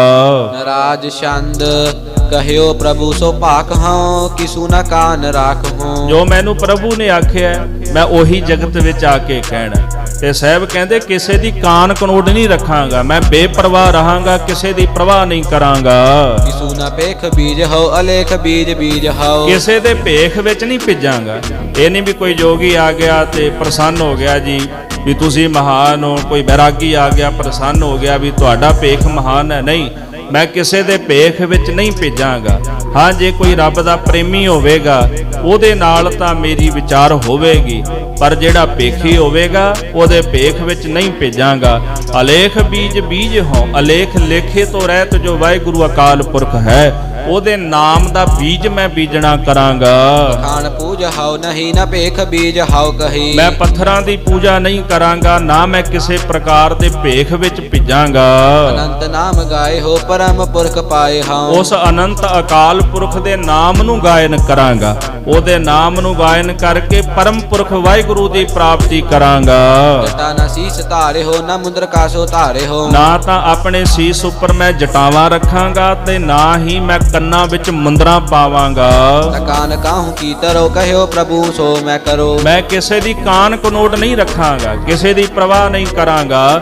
ਕੇਵਲ ਇੱਕ ਅਕਾਲ ਪੁਰਖ ਵਾਹਿਗੁਰੂ ਪਰਮੇਸ਼ਰ ਜੀ ਨੇ ਜੋ ਮੈਨੂੰ ਆਖਿਆ ਉਹੀ ਮੈਂ ਜਗਤ ਵਿੱਚ ਕਰਾਂਗਾ। ਜੋ ਸੋ ਏਕ ਨਾਮਯੰ ਜੋ ਕਾਮ ਸਰਬ ਠਾਮਯੰ। ਇੱਕ ਅਕਾਲ ਪੁਰਖ ਦੇ ਨਾਮ ਦਾ ਭਜਨ ਕਰਾਂਗਾ। ਤੁਸੀਂ ਵੀ ਭਜਨ ਕਰਿਆ ਕਰੋ ਅਕਾਲ ਪੁਰਖ ਦੇ ਨਾਮ ਦਾ। ਜੋ ਕਾਮ ਸਰਬ ਠਾਮਯੰ, ਜੋ ਮਨੁੱਖ ਦੇ ਹਰ ਪ੍ਰਕਾਰ ਦੇ ਕਾਰਜ ਰਾਸ ਕਰ ਦਿੰਦਾ ਹੈ। ਜਾਪ ਆਨ ਕੋ ਜਪੋ ਨਾ ਔਰ ਥਾਪ ਨਾ ਥਪੋ। ਨਾ ਤਾਂ ਮੈਂ ਕਿਸੇ ਹੋਰ ਦਾ ਜਾਪ ਜਪਾਂਗਾ, ਜੇ ਜਪਾਂਗਾ ਇੱਕ ਅਕਾਲ ਪੁਰਖ ਦਾ ਨਾਮ ਜਪਾਂਗਾ ਤੇ ਹੋਰ ਕਿਸੇ ਪ੍ਰਕਾਰ ਦੀ ਪੂਜਾ ਨਹੀਂ ਕਰਾਂਗਾ। ਨਾ ਔਰ ਥਾਪ ਨਾ ਥਪੋ, ਥਾਪਨਾ ਤੋਂ ਇਥੇ ਭਾਵ ਹੈ ਪੂਜਾ ਕਰਨੀ। ਮੈਂ ਕਿਸੇ ਹੋਰ ਦੀ ਪੂਜਾ ਨਹੀਂ ਕਰਾਂਗਾ। ਬੇਅੰਤ ਨਾਮ ਧਿਆਏ ਹੋ ਪਰਮ ਜੋਤ ਪਾਏ ਹੋ। ਉਸ ਬੇਅੰਤ ਅਕਾਲ ਪੁਰਖ ਦੇ ਨਾਮ ਨੂੰ ਧਿਆਵਾਂਗਾ, ਪਰਮ ਜੋਤ ਦੀ ਪ੍ਰਾਪਤੀ ਕਰਾਂਗਾ ਨਾਮ ਜਪ ਕੇ। ਧਿਆਨ ਆਨ ਕੋ ਤਰੋ ਨਾ ਨਾਮ ਆਨ ਉਚਰੋ। ਨਾ ਤਾਂ ਕਿਸੇ ਹੋਰ ਦੂਜੇ ਦਾ ਮੈਂ ਧਿਆਨ ਧਾਰਾਂਗਾ ਤੇ ਨਾ ਹੀ ਕਿਸੇ ਦੂਜੇ ਦਾ ਨਾਮ ਜਪਾਂਗਾ। ਤਵਕ ਨਾਮ ਰਤਯੰ ਨਾ ਆਨ ਮਾਨ ਮਤਯੰ। ਹੇ ਅਕਾਲ ਪੁਰਖ ਵਾਹਿਗੁਰੂ ਜੀ, ਕੇਵਲ ਤੁਹਾਡੇ ਨਾਮ ਦੇ ਵਿੱਚ ਮੈਂ ਰਤਿਆ ਰਹਾਂਗਾ। ਨਾ ਆਨ ਮਾਨ ਮਤਯੰ, ਨਾ ਕਿਸੇ ਹੋਰ ਮਤ ਦੇ ਅੰਦਰ ਮੈਂ ਜਾਵਾਂਗਾ, ਨਾ ਕਿਸੇ ਮਤ ਨੂੰ ਮੰਨਾਂਗਾ। ਪਰਮ ਧਿਆਨ ਧਾਰਿਯੰ ਅਨੰਤ ਪਾਪ ਟਾਰਿਯੰ। ਉਸ ਪਰਮ ਪੁਰਖ ਅਕਾਲ ਪੁਰਖ ਦਾ ਧਿਆਨ ਧਾਰਾਂਗਾ, ਜਿਸ ਅਨੰਤ ਦਾ ਧਿਆਨ ਧਾਰਨ ਕਰਨ ਦੇ ਨਾਲ ਮਨੁੱਖ ਦੇ ਬੇਅੰਤ ਪਾਪ ਨਸ਼ਟ ਹੋ ਜਾਂਦੇ ਹਨ। ਮੇਵ ਰੂਪ ਰਾਚਿਯੰ ਨ ਆਨ ਦਾਨ ਮਾਚਿਯੰ। ਇਹ ਅਕਾਲ ਪੁਰਖ ਜੀ ਤੁਹਾਡੇ ਰੂਪ ਦੇ ਵਿੱਚ ਮੈਂ ਰਚਿਆ ਰਹਾਂਗਾ। ਨਾ ਆਨ ਦਾਨ ਮਾਚਿਯੰ, ਆਨ ਕਹੀਏ ਹੋਰ ਦਾਨ ਆਦਿਕ ਕਰਮ ਕਰਨੇ, ਇਹੋ ਜੇ ਕਰਮਾਂ ਦੇ ਵਿੱਚ ਮੈਂ ਖਚਤ ਨਹੀਂ ਹੋਵਾਂਗਾ। ਤਵਕ ਨਾਮ ਉਚਾਰਿਯੰ ਅਨੰਤ ਦੁਖ ਟਾਰਿਯੰ। ਕੇਵਲ ਤੁਹਾਡੇ ਨਾਮ ਦਾ ਹੀ ਮੈਂ ਉਚਾਰਨ ਕਰਾਂਗਾ ਤੇ ਨਾਮ ਜਪ ਜਪ ਕੇ ਅਨੇਕਾਂ ਹੀ ਦੁੱਖਾਂ ਨੂੰ ਮੈਂ ਟਾਲ ਦਿਆਂਗਾ, ਨਾਸ਼ ਕਰ ਦਿਆਂਗਾ। ਕੇਵਲ ਮੈਂ ਵਾਹਿਗੁਰੂ ਦਾ ਨਾਮ ਹੀ ਜਪਾਂਗਾ। ਤੋ ਸਤਿਗੁਰੂ ਕਲਗੀਧਰ ਜੀ ਨੇ ਜਗਤ ਵਿੱਚ ਆਉਣ ਦਾ ਮਕਸਦ ਦੱਸ ਦਿੱਤਾ ਜੇ ਕਿ ਮੈਂ ਨਾਮ ਜਪਣ ਵਾਸਤੇ ਆਇਆ ਤੇ ਨਾਮ ਜਪਾਉਣ ਵਾਸਤੇ ਜਗਤ ਵਿੱਚ ਆਇਆ। ਇਹੀ ਮੇਰਾ ਸੰਸਾਰ ਵਿੱਚ ਆਉਣ ਦਾ ਮੁੱਖ ਮਕਸਦ ਹੈ। ਤੇ ਅੱਗੇ ਮਹਾਰਾਜ ਹੋਰ ਵੀ ਬਚਨ ਕਰਨਗੇ, ਵੀ ਕਾਰਨ ਦੱਸਣਗੇ ਵੀ ਮੇਰਾ ਜਗਤ ਵਿੱਚ ਆਉਣ ਦਾ ਕਾਰਨ ਕੀ ਹੈ। ਤੇ ਸਤਿਗੁਰੂ ਸੱਚੇ ਪਾਤਸ਼ਾਹ ਮਹਾਰਾਜ ਜੀ ਉਸ ਤੋਂ ਬਾਅਦ ਨਾਲ ਦੱਸਣਗੇ ਵੀ ਰਾਜ ਸਾਜ ਹਮ ਪਰ ਜਬ ਆਇਓ। ਜਦੋਂ ਰਾਜ ਸਾਜ ਸਾਡੇ ਤੇ ਆਇਆ, ਜ਼ਿੰਮੇਵਾਰੀ ਆਈ ਗੁਰੂ ਨਾਨਕ ਸਾਹਿਬ ਸੱਚੇ ਪਾਤਸ਼ਾਹ ਜੀ ਦੀ ਜੋਤ ਦੀ, ਤੇ ਉਦੋਂ ਸਾਡੇ ਪਿਤਾ ਗੁਰੂ ਤੇਗ ਬਹਾਦਰ ਸਾਹਿਬ ਸੱਚਖੰਡ ਚਲੇ ਗਏ ਤੇ ਭੰਗਾਣੀ ਦਾ ਪਹਿਲਾ ਜੰਗ ਕੀਤਾ। ਕਿਉਂ ਹੋਇਆ ਜੰਗ, ਮਹਾਰਾਜ ਕਲਗੀਧਰ ਜੀ ਸਾਨੂੰ ਦੱਸਣਗੇ। ਕੱਲ ਦੇ ਦੀਵਾਨ ਵਿੱਚ ਆਪ ਜੀ ਨੇ ਹਾਜ਼ਰੀਆਂ ਭਰਨੀਆਂ ਤੇ 6 ਤਰੀਕ ਤੱਕ ਆਪਾਂ ਵਿਚਿੱਤਰ ਨਾਟਕ ਦੀ ਕੋਸ਼ਿਸ਼ ਕਰਨੀ ਹੈ ਵੀ ਸੰਪੂਰਨਤਾ ਹੋਵੇ। ਬਾਣੀ ਸਤਿਗੁਰੂ ਕਲਗੀਧਰ ਜੀ ਦੀ ਥੋੜੀ ਜਿਹੀ ਲੰਮੇਰੀ ਹੈ, ਦਿਨ ਥੋੜੇ ਨੇ, ਤੋ ਇਸ ਕਰਕੇ ਥੋੜੀ ਜੀ ਜਿਹੜੀ ਅਖਰੀ ਵਿਚਾਰ ਦਾਸ ਨੇ ਰੱਖੀ ਹੈ, ਚਲੰਤ ਵੀ ਰੱਖਿਆ ਥੋੜਾ ਜਿਹਾ ਤਾਂ ਕਿ ਸੰਪੂਰਨਤਾ ਹੀ ਹੋ ਜਾਏ। 14 ਅਧਿਆਏ ਨੇ, ਤੋ ਸਾਨੂੰ ਸੰਖੇਪ ਰੂਪ ਦੇ ਵਿੱਚ ਪਤਾ ਲੱਗ ਸਕੇ ਕਿ ਵਿਚਿੱਤਰ ਨਾਟਕ ਵਿੱਚ ਮਹਾਰਾਜ ਕਲਗੀਧਰ ਜੀ ਨੇ ਆਪਣੇ ਜੀਵਨ ਬਾਰੇ ਜੋ ਕੁਝ ਲਿਖਿਆ ਹੈ ਤੇ ਉਹ ਸਾਨੂੰ ਪਤਾ ਲੱਗ ਸਕੇ। ਤੇ ਕਿਉਂਕਿ ਕਲਗੀਧਰ ਜੀ ਦਾ ਪ੍ਰਕਾਸ਼ ਪੁਰਬ ਅਸੀਂ ਮਨਾਉਣਾ ਹੈ ਤੇ ਅਸੀਂ ਉਹਦੇ ਤੋਂ ਕੁਝ ਸਿੱਖ ਸਕੀਏ ਕਿ ਕਲਗੀਧਰ ਜੀ ਜਗਤ ਵਿੱਚ ਕਿਉਂ ਆਏ ਤੇ ਉਹਨਾਂ ਸਾਨੂੰ ਕੀ ਉਪਦੇਸ਼ ਦਿੱਤਾ, ਕਿਸ ਧਰਮ ਦਾ ਪ੍ਰਚਾਰ ਮਹਾਰਾਜ ਨੇ ਕੀਤਾ ਤੇ ਉਹ ਧਰਮ ਕੀ ਸੀ ਜਿਸ ਧਰਮ ਨੂੰ ਪ੍ਰਚਾਰਨ ਵਾਸਤੇ ਮਹਾਰਾਜ ਜਗਤ ਵਿੱਚ ਆਏ। ਵਿਚਾਰਾਂ ਕਰਦਿਆਂ ਹੋਈਆਂ ਬੇਅੰਤ ਪ੍ਰਕਾਰ ਦੀਆਂ ਭੁੱਲਾਂ ਦੀ ਖਿਮਾ ਕਰਨੀ ਜੀ। ਹਾਂਜੀ। ਤਵਕ ਨਾਮ ਉਚਾਰੀਆਂ ਅਨੰਤ ਦੁਖ ਟਾਰੀਆਂ। ਵਾਹਿਗੁਰੂ ਜੀ ਕਾ ਖਾਲਸਾ ਵਾਹਿਗੁਰੂ ਜੀ ਕੀ ਫਤਿਹ।